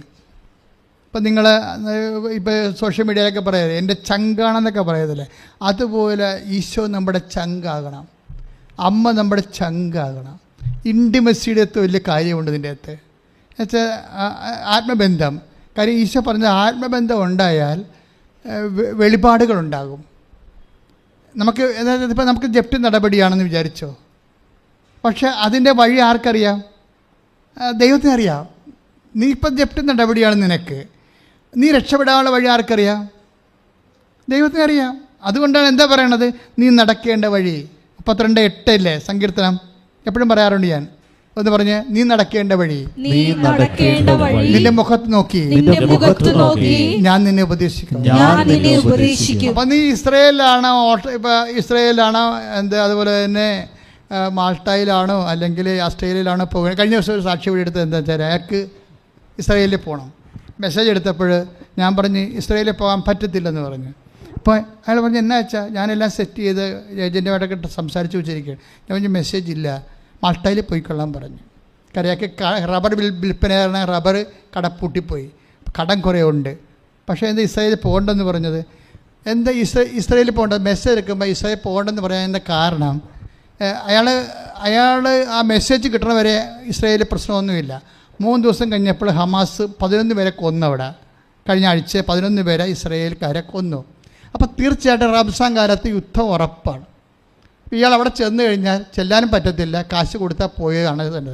ഏത് കാലത്താണ് സെറ്റിൽമെൻറ്റ് വരുമെന്ന് നമുക്കറിയത്തില്ല. അപ്പോൾ ഇതുപോലെ വരാൻ പോകുന്ന കാര്യങ്ങൾ ഈശോയ്ക്ക് അറിയാം. അതുകൊണ്ട് ചില കാര്യം നിന്നെ ബ്ലോക്ക് ചെയ്യും. അതുകൊണ്ട് ലാഗ് ചെയ്യണം. ഇപ്പോൾ യുക്രൈനിൽ പോയ പിള്ളേരെല്ലാം തിരിച്ചു വന്നില്ലേ? 20,000 പേര് തിരിച്ചു വന്നില്ലേ? യുക്രൈനിൽ യുദ്ധം ഉണ്ടാകുമെന്ന് നമ്മൾ വിചാരിച്ചില്ലല്ലോ. പക്ഷെ കർത്താവിന് അറിയാമായിരുന്നു. ഇതുകൊണ്ടാണ് നമ്മൾ ഈ വിഷയം സെക്യൂറാകാൻ വേണ്ടി ദൈവത്തിരുസന്നിധി വെക്കുന്നതിൻ്റെ കാരണം. ഉടമ്പടി എന്ന് പറയുന്നത് ഒരു സുരക്ഷിതത്വമാണ്. കാരണം നമുക്ക് ഇനി എന്താ സംഭവിക്കാൻ പോകുന്നതെന്ന് അറിയത്തില്ല, പക്ഷേ കർത്താവിനറിയാം. കർത്താവിനറിയാവുന്ന കാരണം നീ നിൻ്റെ സെക്യൂർ ഒരു വിഷയം വെച്ച് കഴിഞ്ഞാൽ അത് നാളെ കാലങ്ങളിൽ എന്താണ് അവിടെ സംഭവിക്കാൻ പോകുന്നത്, നിയമം ചേഞ്ച് ചെയ്യുമോ, അങ്ങനെ വല്ല അതുകൊണ്ട് നിന്നെ ബാധിക്കുമോ, നിൻ്റെ PR-നെ ബാധിക്കുമോ, അല്ലെങ്കിൽ നിൻ്റെ ജപ്തി നടപടിക്ക് എന്ത് ചെയ്യണം, ജപ്തി നടപടി നിൻ്റെ പറമ്പും വീടും കൊണ്ട് പോകുമോ ആൾക്കാരെ, അപ്പോൾ അതിനെന്താ പരിഹാരം, എല്ലാ കാര്യവും ദൈവത്തിനറിയാം. അവൻ എല്ലാം അതെ പിതാവേ അങ്ങ് എല്ലാം അറിയുന്നുവെന്ന് ഈശോ പറയും. ചോര വിയർക്കുമ്പോഴും ഈശോ പറയുന്ന ഒരു സംഭവമാണ്. എന്താണ് പറയുന്നത്? ചോര വിയർത്ത് ഗെത്സെമനിൽ ഇങ്ങനെ തളർന്ന് കിടക്കുമ്പോഴും ഈശോ ഈ ചോരയിൽ പ്രഖ്യാപിക്കുന്ന ഒരു രക്തസാക്ഷിത്വമായിട്ടുള്ള ഒരു പ്രഖ്യാപനമുണ്ട്. പിതാവേ സമസ്തവും അങ്ങയ്ക്ക് സാധ്യമാണ്. ആദ്യം പറയണത് പിതാവേ എല്ലാം എൻ്റെ പിതാവ് അറിയുന്നു, എല്ലാം എൻ്റെ പിതാവ് അറിയുന്നു. പിതാവ് അറിയുന്ന കാരണം അത് പുത്രനും അറിയുന്നു. അപ്പോൾ നിൻ്റെ ജീവിതത്തിൻ്റെ ഭാവികളെല്ലാം ദൈവം കൃത്യമായിട്ട് അറിയും. അപ്പോൾ നീ വെച്ചിരിക്കേണ്ട കാര്യം, യുക്രൈനിലാണ് കഴിഞ്ഞ കൊല്ലം വെക്കണമെന്നുണ്ടെങ്കിൽ വെച്ചതുകൊണ്ട് അറിയാൻ പാടാത്ത കൊണ്ടല്ലേ പോയിട്ട് ഇപ്പോൾ തിരിച്ചു വന്നില്ലേ? അവരുടെ ഹോസ്റ്റലും മെഡിക്കൽ കോളേജൊക്കെ ബോംബിട്ട് പോയി. തിരിച്ചു വിടാൻ നമുക്ക് ഒരു കുഴപ്പമൊന്നുമില്ല. അത് നീ ഉടമ്പടി ചെയ്ത് കഴിയുമ്പോൾ ഏതെങ്കിലും യൂണിവേഴ്സിറ്റിയുടെ കർത്താവ് നിന്നെ അഫിലിയേറ്റ് ചെയ്തിട്ട് അവിടുത്തെ പഴയ റെക്കോർഡ്സൊക്കെ എടുപ്പിച്ചിട്ട് നിൻ്റെ വിദ്യാഭ്യാസം കറക്റ്റ് ചെയ്യും. പക്ഷേ ഇതാണ്, ചില കാര്യങ്ങൾ നമുക്കറിയാൻ പാടില്ലാത്തത് മുമ്പിലുണ്ടാവും. അതുകൊണ്ട് അത് ലാഗ് ചെയ്യണ കാരണം നിങ്ങൾ അയ്യോ ഞാൻ ഉടമ്പടി എടുത്തല്ലോ, എനിക്ക് ഉക്രൈനിൽ പോകാൻ പറ്റിയില്ലല്ലോ എന്ന് പറഞ്ഞ് കൈയും കാലോട്ട് അടിക്കരുത്. ഞാൻ ഉടമ്പടി എടുക്കുമ്പോൾ ഏതെങ്കിലും കാര്യത്തിൽ അതായത് അതിൻ്റെ അകത്ത് ഒരു ലാഗിങ് വന്നാൽ ചിലപ്പോൾ ദൈവം തന്നെ വരുത്തിയിരിക്കുന്നതാകും. അതുകൊണ്ട് നീ തർക്കം ഉണ്ടാക്കരുത്. നീ പൊട്ടക്കടം കാണിച്ച് ദൈവമായിട്ട് ഫൈറ്റിങ്ങിന് പോയാൽ നിൻ്റെ എളിമയോട് നിന്നാലല്ലേ ദൈവത്തെ നമ്മളെ സഹായിക്കാൻ പറ്റത്തുള്ളൂ. നമ്മൾ അഹങ്കാരികളായിട്ട് നിന്ന് കഴിഞ്ഞാൽ അത് ദൈവത്തിൻ്റെ കൃപ പ്രവർത്തിക്കത്തില്ല. അപ്പം അതുകൊണ്ടാണ് നിങ്ങൾ തർക്കിക്കരുത്, ബഹളം ഉണ്ടാക്കരുതെന്നൊക്കെ പറയുന്നതിൻ്റെ കാരണം. ഒരു കാരണത്തിനും തർക്കിക്കരുത്. ഇപ്പോൾ ഓരോരുത്തരുടെ ഇഷ്യൂ നമുക്കുണ്ടാകത്തില്ലേ ജീവിതത്തിൽ? കുടുംബത്തിൽ ഇഷ്യൂ ഉണ്ടാകും, നാത്തൂമാർ ഇഷ്യൂ ഉണ്ടാക്കും, വീട്ടിൽ അനിയത്തിമാർ ഇഷ്യൂ ഉണ്ടാക്കും, ചേട്ടന്മാർ ഇഷ്യൂ ഉണ്ടാക്കും, ഭർത്താവ് അല്ലെങ്കിൽ ഭാര്യ, ഇവരെല്ലാവരും ഓരോ കാര്യത്തിന് വേണ്ടി അവരവരുടെ രീതിയിലേക്ക് കുടുംബത്തെ വരച്ചുകൊണ്ട് പോകാൻ വേണ്ടി നോക്കും. അതെന്നെ പിള്ളേരായാൽ തന്നെ എന്താ, ഒരാൾക്ക് ഇഡ്ഡലി വേണം, ഒരാൾക്ക് പുട്ട് വേണം, ഒരാൾക്ക് ദോശ വേണം, വീട്ടിൽ കിടന്നിട്ട് അടുക്കളയിൽ കിടന്ന് ഇടിയാണ്. നമ്മൾ ദോശ ഉണ്ടാക്കി കൊടുക്കുമ്പോൾ പുട്ട് വേണ്ട ഉടനെ പാത്രം എടുത്ത് തള്ളി വെക്കും. അപ്പോൾ 2 അടി തലക്കെട്ട് കൊടുക്കുമ്പോൾ ക്ലിയർ ആയിക്കൊള്ളത്. നിങ്ങൾ അടിക്കാത്തതാണ് ഈ പ്രശ്നം വന്നിരിക്കുന്നത്. എന്താ പ്രശ്നം വെച്ചാൽ അങ്ങനെ നമ്മളുടെ കുടുംബത്തിൻ്റെ ഓരോരുത്തന്മാർക്ക് ഇഷ്ടമുള്ളത് ഓരോരോ രീതി ചെയ്ത് എല്ലാ ദിവസവും ചെയ്ത് കഴിഞ്ഞാൽ നമ്മുടെ നടുവ് പോകുന്നല്ലാതെ യുവന്മാരൊക്കെ വലുതായിട്ട് അമ്മ എങ്ങനെ നടുവ് പോയെന്നൊന്നും ആരും തിരക്കത്തില്ല. അതുകൊണ്ട് നമ്മൾ കാര്യങ്ങൾ പറഞ്ഞ് മനസ്സിലാക്കാൻ ബാധ്യസ്ഥരാണ്. ഇതുകൊണ്ട് ഓരോരുത്തർക്കും ഓരോ താല്പര്യം ഉണ്ടാകും. അവരവരുടെ രീതിയിലേക്ക് നമ്മളെ തള്ളിക്കൊണ്ടു പോകാൻ നോക്കും. പക്ഷേ അങ്ങനെയുണ്ട് ഓരോ അയൽവാസികൾ അവരുടെ രീതിയിൽ കൊണ്ടുപോകാൻ നോക്കും, അല്ലെങ്കിൽ ബന്ധുക്കൾ അവരുടെ രീതിയിലേക്ക് കൊണ്ടുപോകാൻ നോക്കും. ഇങ്ങനെ ഓരോരുത്തരും നമ്മളെ അവരവരുടെ അങ്ങനെ ഇഷ്യൂ ഉണ്ടാകും. ചില സമയത്ത് നമുക്കതിനോട് താല്പര്യം ഉണ്ടാകത്തില്ല, ചിലപ്പോൾ നമുക്ക് അതിനോട് താല്പര്യമുണ്ടെങ്കിൽ ആ വഴിക്ക് പോകും. ഇങ്ങനെ എപ്പോഴും ഇങ്ങനെ ഇഷ്യൂസ് ഉണ്ടായിക്കൊണ്ടിരിക്കുമ്പോഴും അത് കുടുംബത്തിലുണ്ടാകും, പുറത്തും ഉണ്ടാകും. അതുകൊണ്ട് നമ്മുടെ നിലപാടുള്ളത് കൊണ്ടാണ്, നിലപാട് കറക്റ്റല്ലാത്തത് കൊണ്ടാണ് ഇഷ്യൂസ് ഉണ്ടാകണം. ഈശോ പറയും അത് അവളോട് വഴിക്ക് വിട്ടരുന്ന് പറയും. ഇപ്പം മാർത്ത ഭയങ്കര പ്രശ്നം ഉണ്ടാക്കിയില്ലേ, അടുക്കള പ്രശ്നം ഉണ്ടാക്കി. അടുക്കള കലാപം എന്ന് പറഞ്ഞാൽ ആരുണ്ടാക്കിയതാണത്? മാർത്ത ഉണ്ടാക്കിയതാണ്. അടുക്കള കലാപം ആരുണ്ടാക്കിയതാണ്? മാർത്ത ഉണ്ടാക്കിയതാണ്. മറിയം കർത്താവിൻ്റെ വചനം കേട്ടുകൊണ്ടിരുന്ന സമയത്ത് മാർത്ത പറഞ്ഞ്, കർത്താവ് ഇവളെന്നെ പരിചരണ വിഷയത്തിൽ തനിയെ വിട്ടിരിക്കുന്നത് കൊണ്ട് നിനക്ക് ചിന്തയില്ലേ, അവൾ വന്ന് എന്നെ സഹായിക്കാൻ പറ. അതാ മാർത്തയുടെ അജണ്ട. അതാണ് എന്താണ്, അവൾ കൂടി ഇവിടെ വന്ന് സഹായിക്കണമെന്നുള്ള. അപ്പോൾ ഓരോരുത്തർ ഓരോ രീതിക്കാരാണ്. അപ്പോൾ രീതിയിലേക്ക് നമ്മളെ വലിച്ചൊഴിച്ച് എപ്പോഴും കൊണ്ടുപോകാൻ വേണ്ടി എപ്പോഴും ശ്രമിക്കുമ്പോൾ നമുക്കത് പറ്റത്തില്ല എന്നുണ്ടെങ്കിൽ അവർ നമ്മളൊന്നെങ്കിൽ അവിടെ കണ്ണിലെ കരടാവും, അല്ലെ അപ്പോൾ അത് എൻ്റെ പേര് ഗ്രൂപ്പ് ഉണ്ടാകും. അപ്പം നമ്മൾ അവരുടെ കൂടെ നിൽക്കാൻ പറ്റിയ ആൾക്കാരെ അവർ ഫോൺ ചെയ്ത് ഗ്രൂപ്പാക്കും. നമ്മൾ ഒറ്റപ്പെട്ടു പോയി. നിങ്ങൾ ഒറ്റപ്പെട്ടു പോയാലും പെട്ടയായിട്ട് നിന്നിട്ട് ഒരു കഥയുമില്ല. നിങ്ങൾ ചെയ്യേണ്ടത് എന്താണ്? മറിയം നല്ല ഭാഗം തിരഞ്ഞെടുത്തു, വേറെ പ്രശ്നമൊന്നുമില്ല. നിങ്ങൾ കർത്താവിൻ്റെ ഇൻറ്റിമസി കീപ്പ് ചെയ്യാൻ നോക്കണം. അതാണ് 10:40. ലൂക്കാ 10:40. ഇഷ്യൂസ് ഇങ്ങനെ നമുക്ക് ചുറ്റും ഇങ്ങനെ ഉണ്ടായിക്കൊണ്ടേയിരിക്കും. ചിലപ്പോൾ അടുക്കള കലാപമാകാം, ചിലപ്പോൾ അയൽവാസി കലാപമാകാം, ചിലപ്പോൾ നിങ്ങളുടെ ഇതിലായിരിക്കും കലാപം ഉണ്ടായിരിക്കണം. എവിടെ? ഹോസ്പിറ്റൽ നിൽക്കുന്ന സ്ഥലത്തായിരിക്കും കലാപം ഉണ്ടാകണത്. ചിലപ്പോൾ നിങ്ങളോട് വളരെ താല്പര്യമുള്ള ഡോക്ടർമാരെ ചില നേഴ്സുമാർ ചോപ്പിട്ട് അവരുടെ ഭാഗത്ത് കൊണ്ടുവന്നിട്ട് നിങ്ങൾക്ക് പണി തന്നെന്ന് വരും. ഇപ്പം പണി തരണതും പാരവെപ്പൊക്കെ എല്ലായിടത്തും ഉണ്ട്. എല്ലായിടത്തും പണിയില്ലാത്ത, പാരവെപ്പില്ലാത്ത പാർട്ടിയില്ല, സർക്കാർ ഓഫീസില്ല, അതുപോലെ വീടുകളില്ല, ഒന്നുമില്ല. എല്ലായിടത്തും ഈ സാധനമുണ്ട്. അത് അവർ പറയണത് ശരിയാണെന്ന് അവർ പറയുകയും ചെയ്യും. ഇപ്പോൾ മാർത്ത പറഞ്ഞത് ശരിയാണെന്നല്ല മാർത്ത പറയണത്. അപ്പോൾ ഈശോ പറഞ്ഞത് എന്താണ്? ഇതൊന്നും അല്ല പ്രശ്നം എന്താണ്? നിങ്ങൾ ദൈവത്തോട് ഇൻറ്റിമസി ആകുക. നീ വന്നിവിടെ മറിയം നല്ല ഭാഗം തിരഞ്ഞെടുത്തെന്ന് പറഞ്ഞു കഴിഞ്ഞാൽ മറിയം കർത്താവിൻ്റെ അടുത്ത് വന്നിരുന്നു എന്നതിൻ്റെ അർത്ഥം. പലരും നമുക്ക് പണി വെച്ചാലും പാര വെച്ചാലും നിങ്ങൾ കർത്താവിൻ്റെ അടുത്ത് ഇരിക്കുകയാണെങ്കിൽ ആർക്കും നിങ്ങളെ തൊടാൻ പറ്റത്തില്ല. നിങ്ങൾ പക്ഷേ എന്ത് ചെയ്യും? പാര വെച്ചവരുടെ പുറകെ നമ്മൾ അടുത്ത പാരയും കൊണ്ട് നമ്മൾ ചെല്ലും. പണി വെച്ചവരുടെ പുറകെ നമ്മൾ അടുത്ത പണിയും കൊണ്ട് ചെല്ലും. അതുകൊണ്ട് നിങ്ങളുടെ ഉടമ്പടി കൊളാപ്സ് ആവും. അപ്പോൾ അതുകൊണ്ട് ഉടമ്പടി കാലത്ത് എങ്കിലും പ്രത്യേകം ശ്രദ്ധിക്കണം. ഇഷ്യൂസ് ഇങ്ങനെ ഡെവലപ്പ് ചെയ്തുകൊണ്ടിരിക്കും, പക്ഷേ നിങ്ങളുടെ ഇൻറ്റിമസി കീപ്പ് ചെയ്തുകൊണ്ടിരിക്കണം. ആരവിടെ? കർത്താവുമായിട്ട് ആത്മബന്ധം. അത് നിങ്ങളുടെ ലക്ഷ്യമായിരിക്കണം. അങ്ങനെ പല ആൾക്കാരും പല രീതിയിൽ പ്രലോഭനവും പല രീതിയിലുള്ള പ്രതിരോധമൊക്കെ ഉണ്ടാകുമെങ്കിലും നിങ്ങൾ ദൈവത്തിൽ നിന്ന് വിട്ടുമാറിപ്പോകരുത്. വിട്ടുമാറാതെ നിങ്ങളാ വിശുദ്ധിയിലും ഭക്തിയിലും പ്രാർത്ഥനയിലും അതേസമയം നിലപാടിലും ദൈവത്തോട് ആത്മബന്ധം പുലർത്തിക്കൊണ്ട് നിൽക്കണം. എന്താണെന്ന് വെച്ച് കഴിഞ്ഞാൽ ആത്മബന്ധം പുലർത്തിയാലുള്ള ഗുണം ഇൻറ്റിമസി ഉണ്ടാകും. ഇൻറ്റിമസി ഉണ്ടായിക്കഴിഞ്ഞാൽ എന്താ സംഭവിക്കണത്? നമുക്ക് വെളിപാടുകൾ കൂടും. ഇൻറ്റിമസി കൂടി കഴിഞ്ഞാൽ 14:21 യോഹന്നാന്റെ സുവിശേഷം. എന്നെ സ്നേഹിക്കുന്നവനെ എന്നെ സ്നേഹിക്കുന്നവനെ എന്റെ പിതാവും സ്നേഹിക്കും. എന്റെ പിതാവ് സ്നേഹിക്കും. ഞാനും അവനെ സ്നേഹിക്കുകയും എന്നെ അവന് വെളിപ്പെടുത്തുകയും ചെയ്യും. Praise the Lord. അതാണ് എന്നെ സ്നേഹിക്കുന്നവനെ എൻ്റെ പിതാവ് സ്നേഹിക്കും. പിന്നെന്ത് ചെയ്യും? ഞാനും അവനെ സ്നേഹിക്കും. പിന്നെന്ത് ചെയ്യും? എന്നെ എന്ന് വെച്ച് കഴിഞ്ഞാൽ എന്താണ്? എന്നെ അവന് വെളിപ്പെടുത്തുകയും ചെയ്യും. എന്ന് വെച്ചാൽ ബൈ പേഴ്സൺ വെളിപ്പെടുത്തണമല്ല. എന്നെ എന്ന് പറഞ്ഞാൽ ആരാണ്? ഈശോ അല്ലേ? ഈശോ എന്ന് പറയുന്നത് ആരാണ്? ഈശോ എല്ലാമാണ്. കൊളോസ്യസ് 3:11 എന്ന് പറഞ്ഞ യേശു എല്ലാമാണ്. അപ്പൊ എല്ലാവരിലുമാണ്. അപ്പൊ എല്ലാമായ യേശു. ഇപ്പം നിനക്ക് ജപ്തി നടപടി വന്നു, ഇതെങ്ങനെയാണ് ഇതിന് രക്ഷപ്പെടുന്നതെന്ന് യേശുവിന് അറിയാം. എന്താ കാര്യം? അവനെല്ലാമാണ്. നീ അവനുമായിട്ട് ഒരു ആത്മബന്ധത്തിലേക്ക് വരുമ്പോൾ എന്ത് പറ്റും? അവൻ എല്ലാമായ ഈ ജപ്തി നടപടിയിൽ നിന്ന് എങ്ങനെ രക്ഷപ്പെടുന്നുണ്ടെന്ന് നിനക്ക് വെളിപ്പെടുത്തി തരും. അതെന്തുകൊണ്ടാണ്? അതായത് നിൻ്റെ മുഖത്ത് നോക്കി നീ നടക്കേണ്ട വഴി ഞാൻ നിന്നെ ഉപദേശിക്കും. അതാ 32:8 വരണത്. അപ്പോൾ ഈ 32:8 അനുസരിച്ച് കൊണ്ട് 14:13 സങ്കീർത്തനം 32:8 അനുസരിച്ച് കൊണ്ട് യോഹന്നാൻ 14:21 അനുസരിച്ച് കൊണ്ട് ഈ എന്നെ സ്നേഹിക്കുന്നവനെ നീ നടക്കേണ്ട വഴി നിൻ്റെ മുഖത്ത് നോക്കി ഞാൻ നിന്നെ ഉപദേശിക്കും. മുഖത്ത് നോക്കിയാണ് ഉപദേശിക്കുന്നത്. അയാളെ മൊബൈലിൽ വിളിച്ച് പറയുകയല്ല. മുഖത്ത് നോക്കിയാൽ വെച്ചാൽ നീയും ദൈവവും മുഖാഭിമുഖം വരും. ഇങ്ങനെ ഒരു ഇൻറ്റിമസിയിലേക്ക് നീയും ദൈവവും ദൈവവും മുഖാഭിമുഖം വരുമ്പോഴാണ് നീ നടക്കേണ്ട വഴി നിനക്ക് പറഞ്ഞു തരണത്. കാനഡയിൽ പോകണം, ഇസ്രയേലിൽ പോകണം, എവിടെ പോകണം. ഇപ്പം നീ പറയണ എല്ലാം നാട്ടുകാർ പറഞ്ഞ വഴിയാണ് നീ നടന്നുകൊണ്ടിരിക്കണേ അല്ലേ? ആൻറ്റി പറഞ്ഞ്, നാട്ടുകാർ പറഞ്ഞ്, കൂട്ടുകാർ പറഞ്ഞാണ് നീ നടന്നുകൊണ്ടിരിക്കണത്. ഇങ്ങനെ നടക്കുകയാണ്. ഓരോരുത്തരും പറയുന്നതനുസരിച്ച് ഇങ്ങനെ ചെയ്തുകൊണ്ടിരിക്കുകയാണ്. ചെന്ന അവസാനം കുഴി ചാടുമ്പോൾ ആരും ഉണ്ടാകത്തില്ല. അപ്പം അതുകൊണ്ട് ദൈവത്തിൻ്റെ കൂടെയാണ് നീ നിൽക്കണമെന്നുണ്ടെങ്കിൽ ഏത് കുഴി ചാടിയാലും ദൈവം നിന്നെ കയ്യിൽ താങ്ങി നിർത്തും. അതിൻ്റെ അകത്താണ് പറഞ്ഞത്. എന്താണ് ബൈബിളിൽ ഏറ്റവും രസകരമായ വാക്കാണ്. എന്താണ്? He has protected me from the pit of destruction. 38:7 Muthedan അച്ഛൻ ട്രാൻസ്ലേറ്റ് ചെയ്തിരിക്കണം. എന്താണെന്നറിയാവോ? അവിടുന്ന് നാശക്കുഴിയിൽ നിന്ന് എന്നെ സ്നേഹപൂർവ്വം രക്ഷിച്ചിരിക്കുന്നു. ഞാൻ POC ബൈബിൾ നോക്കേണ്ടി സ്നേഹപൂർവ്വം ഇല്ല. POCയിൽ ബൈബിൾ സ്നേഹപൂർവ്വം ഇല്ല. കാര്യം സാങ്കേതികമായി പഠിച്ചിട്ട് സാങ്കേതികമായി തർജ്ജമ ചെയ്ത് വെച്ചിരിക്കുകയാണ്. മുത്തേടൻ അച്ഛൻ്റെ ഉൾഗാത്തായി നിന്ന് വരുമ്പോൾ ഗ്രീക്ക് ബൈബിളിൽ നിന്ന് നേരിട്ട് വരുമ്പോഴാണ് ഈ സ്നേഹപൂർവ്വം പോണത്.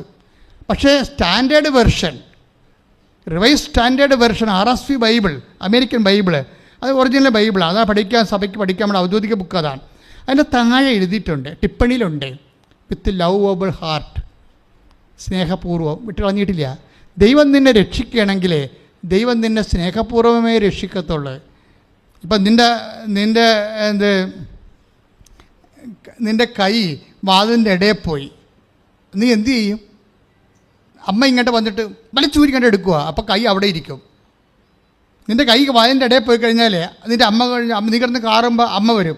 അമ്മ വരുമ്പോൾ നീ എൻ്റെ അയ്യോ ഇതെന്ന് പറഞ്ഞു ഉടനെ കൈ വലിച്ചൂരി എടുക്കുക? ഇല്ല. അമ്മ അത് മാക്സിമം ഡാമേജ് കുറക്കുന്ന രീതിയിൽ എടുക്കത്തുള്ളൂ. വേറെ വല്ലവരുമാണ് വരികയാണെങ്കിൽ വലിച്ചൂരി എടുക്കുമ്പോൾ ഡാമേജ് ആവും. അപ്പോൾ ദൈവം രക്ഷിക്കുന്ന രീതി ലെസ് ഡാമേജാണ്. അവിടുന്ന് നാശക്കുഴിയിൽ നിന്ന് നീ ഒരു നാശത്തിൽ തന്നെ വീണാൽ ദൈവം തന്നെ ഡാമേജ് കുറച്ച് കൊണ്ടുവരും. ഞാനെപ്പോഴും ആ ബാബു എന്ന് പറയുന്ന ഒരുത്തൻ മലയിൽ കയറിയില്ലേ അല്ലേ, 52 ലക്ഷം രൂപ മുടക്കിയാണ് അവിടെ നേവി അല്ല ആരാണ് എയർഫോഴ്സ് വന്ന് അവനെ രക്ഷിച്ചത്. പക്ഷേ രക്ഷിക്കണ മുമ്പ് അവന് വെള്ളം കൊടുത്തായിരുന്നു.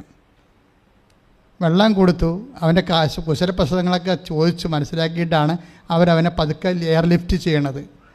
അപ്പം ഞാൻ എപ്പോഴും എൻ്റെ മനസ്സിൽ ഓർത്ത വചനം ഇതാണ്. എന്താണ്? അത് സ്നേഹപൂർവ്വമാണ്. അപ്പോൾ വേറെ ഒരു ആളാണെങ്കിൽ,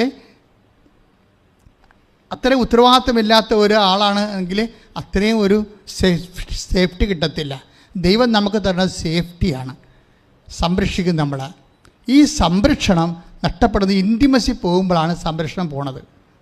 അതുകൊണ്ട് നിങ്ങൾ ഇൻറ്റിമസി സൂക്ഷിക്കാൻ നോക്കണം. ദൈവമായിട്ട് അവൻ്റെ വചനങ്ങൾ കേട്ട് വരുമ്പോൾ ദൈവത്തിന് ഞാൻ തിരഞ്ഞ 12:20 എന്താണ്? 12:18 ഇതാ ഞാൻ തിരഞ്ഞെടുത്ത എൻ്റെ ദാസൻ, മത്തായി ശ്ലീഹായുടെ സുവിശേഷം, ഞാൻ തിരഞ്ഞെടുത്ത എൻ്റെ ആത്മാവ് പ്രസാദിച്ച എൻ്റെ പ്രിയപ്പെട്ടവൻ, ഇൻറ്റിമേറ്റ് എൻ്റെ ചങ്കെന്ന് പറയും. അതായത് അവൻ്റെ മേൽ എൻ്റെ ആത്മാവിനെ അയക്കും. അപ്പോൾ അത് സംരക്ഷണമുണ്ട് എൻ്റെ അകത്ത്. എപ്പോഴും വരണത് ഈ ദൈവസ്നേഹം നഷ്ടപ്പെടുമ്പോഴാണ് സംരക്ഷണം പോണത്. ഉടമ്പടിയുടെ കാര്യങ്ങൾ നിങ്ങളിപ്പോൾ പത്രം കൊടുക്കുകയാണ്, അല്ലെങ്കിൽ രോഗികൾക്ക് കൊണ്ട് ഇനിയിപ്പോൾ രോഗികളെ കാണാവില്ല, ഏത് രോഗികളെ പണിയാണ് ഇപ്പോൾ രോഗികൾക്കൊന്നും ഇല്ലല്ലോ. അത് ഇവിടെ രോഗികളൊക്കെ ഉണ്ട്. അവിടെ ചെന്നാൽ മതി, ഗവൺമെൻറ് ആശുപത്രി. ഇതെവിടെയാണ്? 10-12 കിലോമീറ്റർ വണ്ടി കയറി പോകണമല്ല, പിന്നെ തിരിച്ചു തന്നെ. ഇനിയിപ്പോൾ വല്ല കൊറോണയൊക്കെ ഉണ്ടെങ്കിൽ നമുക്ക് പിടിക്കുമല്ല. ഇങ്ങനെ ഓരോ ഉടായ്പും പറഞ്ഞ് അവിടെ ഇരിക്കും. കർത്താവിൻ്റെ വേല ചെയ്യത്തില്ല. ഈസി ആയിട്ട് പത്രം കൊടുത്തേച്ചും രോഗികളെ കാണത്തില്ല. അങ്ങനെയൊക്കെ വരുമ്പോൾ ദൈവമായിട്ട് ബാർഗൈൻ ചെയ്യും. ഞങ്ങൾ എന്തെങ്കിലും നിങ്ങളോട് പറഞ്ഞിട്ടുണ്ടെങ്കിൽ ഈശോ പറയാത്ത ഒരു കാര്യവും നിങ്ങളോട് പറഞ്ഞിട്ടില്ല. ഞാൻ രോഗിയായിരുന്നു, നിങ്ങളെന്നെ കണ്ടു, സന്ദർശിച്ചു, ഞാൻ നഗ്നനായിരുന്നു, നിങ്ങളെന്നെ ഉടുപ്പിച്ചു, വസ്ത്രം കൊടുക്കാം. അപ്പോൾ അത് അങ്ങനെയൊക്കെ പറയുമ്പോൾ അത് കർത്താവിൻ്റെ വചനം, കർത്താവുമായിട്ട് ഇൻറ്റിമസി വരാനാണ്. ഇൻറ്റിമസി വന്നാൽ എന്ത് പറ്റും? ഇൻറ്റിമസി വരുമ്പോൾ എന്ത് പറ്റും? ഉടമ്പടി ചെല്ലണ പ്രാർത്ഥനയല്ല, നൊവേന പോലെ ചൊല്ലി ജപമാല പോലെ ചെല്ലണമല്ല. ചെയ്യാതൊരു മാർഗ്ഗവുമില്ല. കാര്യം മേജറായിട്ടുള്ള സബ്ജക്റ്റുകൾ ഇപ്പോൾ ഈ സുനിൽകുമാറിൻ്റെ സാക്ഷ്യത്തിൽ എന്തെല്ലാം കാര്യമാണ് നടന്നത്? വീട് വെച്ചു, ആ ഉറഞ്ഞ വീട് മാറ്റി വീട് വെച്ചു, അവൻ്റെ കടങ്ങൾ പരിഹരിച്ചു, മകന് ജോലി കിട്ടി, അയാൾക്ക് ജോലി കിട്ടി. അതൊക്കെ ഞാൻ പറഞ്ഞില്ലല്ലോ. അപ്പനും മകനും ജോലിയായി, കടങ്ങൾ പരിഹരിച്ചു. എത്ര കാര്യങ്ങളാണ് നടക്കുന്നത്. ഇപ്പം തന്നെ നമ്മുടെ സാന്ദ്രി ആൻഡ്രോയുടെ സാക്ഷ്യങ്ങളുടെ ഘടന പരിശോധിക്കുമ്പോൾ എന്താ, സാന്ദ്രി ആൻഡ്രോ ഉടമ്പടി എടുത്തിട്ട് ഭർത്താവിനെയും മകനെയും വേറെ പറഞ്ഞു വിട്ടിരിക്കുകയാണ് കണ്ണൂരിൽ നിന്ന്. നിങ്ങൾ ചെന്ന് അമ്മയുടെ മുഖത്തോട്ട് നോക്കണം. ഭാര്യ പറയണതാണ്, നിങ്ങൾ ചെന്ന് അമ്മയുടെ മുഖത്തോട്ട് നോക്കണം. എന്നിട്ട് അമ്മയോട് പറയണം, നമുക്ക് 15-ാം തീയതി ജപ്തിയാണ്, 15-ാം തീയതി മാർച്ച് 15-ാം തീയതി ജപ്തിയാണ്, അതുകൊണ്ട് ഒരു ഡേറ്റ് ഇട്ടും പോരാൻ പറഞ്ഞു. ഒരു ഡേറ്റ് ഇട്ടും പോരാൻ. എവിടെ? അമ്മയെടുത്തേ. അപ്പോൾ മകളുമുണ്ട്, അവൾ ബി ഫാമ പഠിച്ചിട്ട് ദുബൈയിൽ പോകാൻ വേണ്ടി നിൽക്കുകയാണ്. അപ്പോൾ അവളുടെ പാസ്പോർട്ട് കൊണ്ട് അവളും വന്നിട്ടുണ്ട് അപ്പൻ്റെ കൂടെ. അപ്പനും മകളും കൂടി അവളെന്ത് ചെയ്യും, സിസ്റ്ററിന് കൊടുത്തിട്ട് പാസ്പോർട്ട് മാതാവിനെ സമർപ്പിച്ച് വെച്ച് തിരിച്ച് മേടിച്ച്. അപ്പൻ ഇവിടെ നിന്ന് വെച്ചു ഒരു ഡേറ്റ് ഇട്ട് മകളുമായിട്ട് ആലോചിച്ചിട്ട്, കാര്യം ജെട്ട് ചെയ്ത് പോകുന്നതല്ലേ വീട് സ്ഥലവും, അതുകൊണ്ട് ഡേറ്റ് ഇട്ട് മാർച്ച് 10 എന്ന് പറഞ്ഞ് ഡേറ്റ് ഇട്ട്, മാർച്ച് 10 എന്ന് പറഞ്ഞൊരു ഡേറ്റ് ഇട്ടവർ. അവർ ഡേറ്റ് ഇട്ട് അപ്പനും മകളും കൂടി പാസ്പോർട്ടും മാതാവിനെ ഏൽപ്പിച്ചിട്ട് തിരിച്ചവർ കണ്ണൂർ ചെന്ന്. അപ്പോൾ അമ്മ പറഞ്ഞ് മാർച്ച് 10 ഡേറ്റ് അല്ലേ. അപ്പോൾ അവരോട് പറഞ്ഞിട്ടില്ല, അവരിങ്ങോട്ട് പറയണം മാർച്ച് 10 ഡേറ്റ് ഇട്ടിരിക്കണമെന്ന്. എന്താ കാര്യം വെച്ച് കഴിഞ്ഞാൽ ഇതിനൊരു ഇൻറ്റിമസിയുടെ പ്രോബ്ലം ഉണ്ട്. അതായത് നമ്മൾ ദൈവവും തമ്മിൽ ഉടമ്പടിയെ ശരണോടെ നടക്കുന്ന ആൾക്കാരുണ്ട്. ഇത് ഒക്കട്ടെ കിട്ടിയാ ഊട്ടിയെന്നൊക്കെ പറഞ്ഞ് ചെയ്യണ അലവരാതി ആൾക്കാരുണ്ടല്ലോ, അതല്ല. ഉടമ്പടി എന്ന് പറയുമ്പോൾ സത്യസന്ധമായ കറക്റ്റ് ഉടമ്പടി എബ്രാഹത്തിൻ്റെ കാലം മുതലുള്ള സംഭവമാണത്. അത് യേശുവിൻ്റെ കാലമാണ് കുർബാനയായിട്ട് മാറണത്. അത് ഉടമ്പടിയാണ്. ദൈവം ഉടമ്പടിയാണ് ചെയ്യണത് ഏറ്റവും വലിയ കാര്യങ്ങൾക്ക്. അത് നമ്മൾ ചെയ്യുകയാണ്. അപ്പോൾ ആ ചേച്ചി എന്ന് പറയുന്നത് ഇവിടെ തൊന്നപ്പോൾ എനിക്ക് മാതാവെന്ന് തോണ്ടിയെന്ന് തോന്നണവരെ. കാര്യത്തിൽ അവരത് കറക്റ്റായിട്ടാണ് ചെയ്യണത്. അവരെൻ്റെ പഴയ ധ്യാനം കൂടി കൂടിക്കൊണ്ടിരിക്കുകയാണ്. ഉച്ചയ്ക്ക് ഇവർ അപ്പനെയും മകളെ ഇങ്ങോട്ട് പറഞ്ഞു വിട്ടിട്ട് അവരടുക്കളയിൽ ജോലി ചെയ്യുമ്പോൾ പഴയ ധ്യാനം വെച്ചുകൊണ്ടിരിക്കുകയാണ്, പണ്ടത്തെ ഉടമ്പടി ധ്യാനം വെച്ചുകൊണ്ടിരിക്കുകയാണ്, കേട്ടോണ്ടിരിക്കുകയാണ്. അപ്പോൾ എന്താ, നിങ്ങൾ ധ്യാനം പോലും കേൾക്കാത്ത ആൾക്കാരുണ്ട് അല്ലേ? ഇവിടെ ധ്യാനം കൂടിയിട്ട് അത് ഷെയർ ചെയ്യണം, നിർബന്ധമാണ്. ഇപ്പം അതുകൊണ്ട് എന്തെങ്കിലും ഇഷ്യൂ ഉണ്ടായി അച്ഛനെ കാണേണ്ട ഒരു അവസ്ഥ വന്നു കഴിഞ്ഞാൽ ഞാൻ ഇവിടെ വരുമ്പോൾ നിങ്ങളോട് ചോദിക്കും, എത്ര ഷെയർ ചെയ്തത് നിങ്ങൾ, എന്നാണ് ഷെയർ ചെയ്തത്? അപ്പോൾ എനിക്ക് സംശയമുണ്ടേ കാണട്ടെന്ന് പറയും, മൊബൈൽ എന്ന് ഷെയർ ചെയ്തത് കാണട്ടെന്ന് പറയും. കാര്യം ഇവർ മൊബൈൽ അപ്പോഴാണ് പറയണത്, ഇവർ ധ്യാനം കൂടിയിട്ട് പോലും കാണത്തില്ല. ആ ഉടമ്പടി വന്ന് 10 രൂപ മേടിച്ച് പോയി എന്നല്ലാതെ വേറെ ഒന്നും ചെയ്തിട്ടില്ല. ഇപ്പോൾ ഇഷ്യൂ ഉണ്ടായപ്പോൾ അവിടെ ഒന്ന് കൈയും കാലും വിട്ട് അടിച്ച് ബഹളം ഉണ്ടാക്കി, ഞാൻ എന്തുമാത്രം കഷ്ടപ്പെടുന്ന എത്രാത്ത നടപ്പാണെന്ന്, നിങ്ങൾക്ക് തന്നാലും എന്താ, അച്ഛനെ കാണാൻ ഒരു ചീട്ട് തന്നാലും എന്താണെന്ന് പറഞ്ഞ് ഇവരവിടെ സമ്മർദ്ദം ഉണ്ടാക്കി ധ്യാനകേന്ദ്രമാകുമ്പോൾ അവിടെ ഇരിക്കുന്ന ആൾക്കാർ ഇവരുമായിട്ട് ഗുസ്തി വെക്കുക ഇല്ല. അവർക്ക് ചീട്ട് കൊടുത്ത് വിടും. എന്നാൽ പുറകെ വന്നതും പറയും മറ്റേ സംഭവം ഫ്രോഡാണ് കേട്ടാ, അവരൊരു പണിയും ചെയ്തിട്ടില്ല. പിന്നെ ഇപ്പോൾ കാര്യം ഉണ്ടായപ്പോൾ ചീട്ടും വലിച്ചുകൊണ്ട് വന്നിരിക്കണമെന്ന് പറഞ്ഞിട്ട് പോര്, ഇത്രയും നമ്പർ ചീട്ട് ഫ്രോഡാണെന്ന് പറഞ്ഞിട്ട് പോര്. അത് വെച്ച് കഴിഞ്ഞാൽ അവർ നിങ്ങൾ അവിടെ ഇഷ്യൂ ഉണ്ടാക്കിയിട്ടാണ്, നിങ്ങളെക്കുറിച്ച് അവർക്ക് സംശയം ഉള്ളതുകൊണ്ടാണ്. അപ്പോൾ അതുകൊണ്ട് ഉടമ്പടി എന്ന് പറയുമ്പോൾ ദൈവവുമായിട്ട് നടത്തി എന്തെങ്കിലും കണ്ണിപ്പൊടി ഇട്ടിട്ട് എന്തെങ്കിലും നടക്കുമെന്ന് നിങ്ങൾ വിചാരിക്കരുത്. നിങ്ങൾ ഇതിനകത്ത് ആത്മാർത്ഥത കാണിക്കണം. കാണിച്ചു കഴിയുമ്പോൾ ദൈവം ആരാണെന്ന് നിങ്ങൾക്ക് മനസ്സിലാകും. ഇപ്പോൾ ഇവരെന്താ ചെയ്യണത്, ഇവരെന്താണ് ചോദിക്കണത് ഭർത്താവിനോട്, നിങ്ങൾ മാർച്ച് 10 വെച്ചിരിക്കുന്ന ഡേറ്റ്, അമ്മ എന്നോട് പറഞ്ഞെന്ന് പറയും. അമ്മ നിന്നോട് പറഞ്ഞാൽ എന്ന് വെച്ച് കഴിഞ്ഞാൽ അവർ പഴയ ധ്യാനം കൂടിക്കൊണ്ടിരിക്കുകയാണ്. ഉച്ചക്ക് കഞ്ഞി അനത്തണ സമയത്ത്, കഞ്ഞി അനത്തണം എന്നല്ലേ പറയണത്, ഈ വാറ്റണ സമയത്ത് അല്ലേ, ചോറ് വാറ്റണ സമയത്ത് ഇവർ ഈ പഴയ ഉടമ്പടി ധ്യാനം കൂടിക്കൊണ്ടിരിക്കുന്ന സമയത്ത് അവിടെ നിന്ന് ഞാൻ അവരോട് പറഞ്ഞെന്നാണ് അവർ പറയണത്, നിങ്ങൾക്കൊരു നമ്പറുണ്ട് 42 എന്ന്. ഉടമ്പടി ധ്യാനത്തിനിടയ്ക്ക് കൂടി അമ്മ സംസാരിക്കുകയാണ്, നിങ്ങൾക്കൊരു നമ്പറുണ്ട് 42. ഇന്റിമസിയാണ്.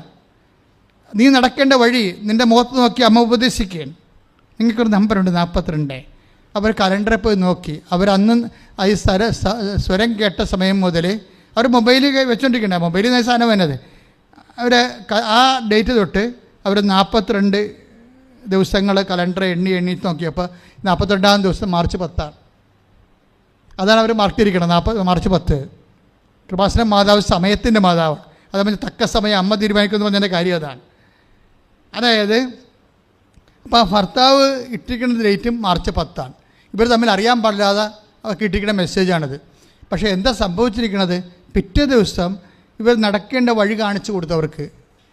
കാര്യം അവർക്ക് ജപ്തി നടപടിയല്ലേ. അപ്പോൾ മാർച്ച് 15-ാം തീയതിയാണ് ജപ്തി നടപടി. ഇപ്പോൾ മാർച്ച് 9-ാം തീയതി ആയപ്പോൾ ഇവർക്ക് ഒരു ഐഡിയ കൊടുത്തു. എന്താണ്? ഈ അവിടെ ഇരുന്ന ഉടമ്പടി തൈലം ഞങ്ങളെല്ലാം വെഞ്ചരിച്ച് തരുമ്പോൾ നിങ്ങൾ ഓർക്കരുത് ഇത് പായസമൊക്കെ വെഞ്ചരിച്ച് കിട്ടുന്ന പോലെ വെഞ്ചരി. ഇതെല്ലാം ഉടമ്പടി കുർബാന ചൊല്ലിയതിന് ശേഷം 12 തരം പ്രാർത്ഥനകൾ ചൊല്ലിയിട്ട് യേശു കർത്താവാണെന്ന് അതരം കൊണ്ട് ഏറ്റു പറഞ്ഞു, ദൈവന് മരിച്ചൊന്ന് ഉറപ്പിച്ചെന്ന് ഹൃദയത്തിൽ വിശ്വസിച്ചിട്ട് ലൂക്ക 2 റോമ 10:9 അനുസരിച്ചുകൊണ്ട് ആ ഫോർമുല അനുസരിച്ചുകൊണ്ട് ലൂക്ക 2:30 അനുസരിച്ച് രക്ഷ പ്രാപിക്കുന്ന രീതി രക്ഷ യേശു ക്രിസ്തു ആണ്. എല്ലാ ക്രിസ്തുവിനെ അതിൻ്റെ അകത്ത് പല രീതിയിൽ പല ശക്തിയിൽ പല രൂപത്തിൽ ഇൻകൾക്കേറ്റ് ചെയ്തിരിക്കുന്നതാണ്. ഇത് നിങ്ങൾ അതേ പവറിലാണ് വിശ്വാസ പ്രമാണം ചൊല്ലിയാണ് ഈ സംഭവം തിരിച്ചെടുക്കുന്നത്. അപ്പോൾ ഇവരങ്ങനെ എടുക്കാൻ കഴിവുള്ളവരാണ്. അവരെന്ത് ചെയ്ത് ഉടമ്പടി തൈലം കൊണ്ടുപോയിച്ചും ഈശോ ഇതിൻ്റെ ഈ സ്ഥലം കുറേ ആൾക്കാർ അന്ന് കണ്ടിട്ട് ആർക്കും വേണ്ട പോവുകയും അങ്ങനെ ഇപ്പോൾ ഉടമ്പടി തൈലം ഒഴിച്ച് വിശ്വാസപ്രമാണം ചൊല്ലി. അപ്പോൾ ഇപ്പം ഞാൻ പറയണ കേട്ടിട്ട് നിങ്ങൾ ഉടമ്പടി തൈലം കൊണ്ടുപോയി അവിടെ ഇവിടെയൊക്കെ ഒഴിച്ചു വെക്കണത് അതൊക്കെ ഒന്ന് വിശ്വാസപ്രമാണം ഒന്ന് പഠിക്കും മര്യാദക്ക്. അതിനുശേഷം വിശ്വാസപ്രമാണം സ്നേഹത്തോടെ ചെല്ലാൻ വേണ്ടി പഠിക്കണം. ചുമ്മാ ചെല്ലാൻ വിശ്വാസപ്രമാണം ആർക്കും പറ്റും, പക്ഷേ ഇത് വിശ്വസിക്കണം. യേശുക്രിസ്തു ഏകരക്ഷകനാണെന്ന് ഹൃദയത്തിൽ വിശ്വസിക്കണം. എന്നിട്ട് അധരം കൊണ്ട് ഏറ്റു പറയണം, ദൈവം അവനെ മരിച്ചോന്ന്, അവൻ കർത്താവാണെന്ന് അധരം കൊണ്ട് ഏറ്റു പറയണം. അവൻ മരിച്ചോന്ന് ഉയർപ്പിച്ചെന്ന് ഹൃദയത്തിൽ വിശ്വസിക്കുമ്പോഴാണ് ക്രിസ്തുവാകുന്ന രക്ഷയെ നമ്മൾ പ്രാപിക്കുന്നത്. അത് ക്രിസ്തു എല്ലാമാണ്. ക്രിസ്തുവിന് ശക്തി ആയതുകൊണ്ട് ബോഡി പ്രാപിച്ചാൽ അത് സൗഖ്യമായി മാറും, ജീവിത മണ്ഡലങ്ങൾ പ്രാപിച്ചാൽ അത് അനുഗ്രഹമായി മാറും, അതുപോലെ തന്നെ ആത്മാവിൽ പ്രാപിച്ചാൽ കൃപയായി മാറും, അത് നിത്യമഹത്വത്തിന് കാരണമാകും. ക്രിസ്തു എല്ലാമാണ്. അപ്പോൾ ക്രിസ്തുവിനെ വ്യത്യസ്തമായ രീതിയിലാണ് നമ്മളിത് വ്യത്യസ്തമായ മീഡിയൻസിലൂടെയാണ് ഇത് പ്രാപിക്കുന്നത്. അപ്പോൾ അതുകൊണ്ട് എന്താ ചെയ്യണമെന്ന് വെച്ചാൽ ഇവരെ കൊണ്ട് ഉടമ്പടി തൈലം വിശ്വാസപ്രമാണം ചൊല്ലി എടുക്കാത്ത സ്ഥലത്ത് ഒഴിച്ചിട്ട് അവർ പോകുന്നു. പിറ്റേ ദിവസം സ്ഥലം വിറ്റുപോയി. കാശ് കൃത്യമായിട്ട് 10-ാം തീയതി തന്നെ കൊടുത്ത് അവർക്ക് ജപ്തി നടപടി 15-ാം തീയതി പിറ്റേ ദിവസം 10-ാം തീയതി സ്ഥലം വിറ്റുപോയി. അമ്മ പറഞ്ഞ ആ ഡേറ്റ് അമ്മയിലിട്ട ആ ഡേറ്റിന് സ്ഥലം വിറ്റ് പോവുകയും അവർ സ്ഥലം കാശ് കൊണ്ടേ കൊടുത്തിട്ട് ജപ്തി നടന്ന് രക്ഷപ്പെട്ട്. പക്ഷേ ആ സമയത്ത് തന്നെ മകൾ കയറിപ്പോയി, നമുക്ക് അവിടെ ജോലിയുമായി. ഇപ്പം ഇതെല്ലാം ഒരു അപ്പനും മകളും അമ്മയും കൂടി ചെയ്യുന്ന ഒരു എക്സിക്യൂഷനുണ്ട്, ഉടമ്പടി എക്സിക്യൂഷൻ. അതിനവർ കാണിക്കുന്ന ഉള്ളിലുള്ള ഒരു പൂർണ്ണമായ വിശ്വാസമുണ്ട്. ഇത് നിങ്ങൾ ആദ്യം പ്രാർത്ഥിക്കണം. അതായത് ഉടമ്പടിയുടെ ചെയ്യുന്ന ആൾക്കാരുടെ കുഴപ്പങ്ങൾ അവരൊക്കെ സംഭവിക്കുന്നത്. ചെയ്യുന്ന ആൾക്കാർ ആഴമായ വിശ്വാസവും ബോധ്യവും ഉണ്ടെങ്കിലേ പിന്നെ ഉടമ്പടി ഭംഗിയായിട്ട് ചെയ്യുന്ന ആൾക്കാരെ ചില ആൾക്കാർ തെറ്റിക്കാൻ നോക്കും. അപ്പോൾ ചിലരുടെ മുമ്പിൽ വെച്ച് അവർ ഉടമ്പടി വീട്ടിൽ പോലും പ്രാർത്ഥിക്കാൻ പറ്റത്തില്ല, അവരിങ്ങനെ പെയ്തും പെരുക്കൊക്കെ ഇരിക്കും. നിങ്ങളത് മൈൻഡ് ചെയ്യരുത്. വീട്ടിൽ എന്തെല്ലാം ഇതുപോലെ പിശാച് വന്ന ഭർത്താവിൻ്റെ രൂപത്തിലോ ഭാര്യയുടെ രൂപത്തിലോ നാത്തുവിൻ്റെ രൂപത്തിലോ മക്കളുടെ രൂപത്തിലോ വന്നിട്ട് പിറുപിറുത്തുകൊണ്ടിരിക്കും. പിറുപിറുപ്പ് തുടങ്ങുമ്പോഴത്തേന് ഓർക്കുക ഇത് ദൈവത്തിൻ്റെ അല്ല, ഇത് മറ്റേ കക്ഷിയാണ്. നിങ്ങൾ മൈൻഡ് ചെയ്യേണ്ട ആവശ്യമില്ല. നിങ്ങൾ ദൈവത്തിൻ്റെ കൂടെ ഉറച്ചു നിന്നുകൊണ്ട് നിങ്ങൾ ഏറ്റവും ജോലി അങ്ങോട്ട് പൂർത്തിയാക്കുക, ഭംഗിയായിട്ട് ചെയ്യുക. അതുകൊണ്ട് സ്വസ്ഥമായിട്ടിരിക്കുക. ഉടമ്പടിയുടെ സാക്ഷ്യങ്ങൾ 1 by 1 ആയിട്ട് നിങ്ങൾ കേട്ടുകൊണ്ടിരിക്കണം.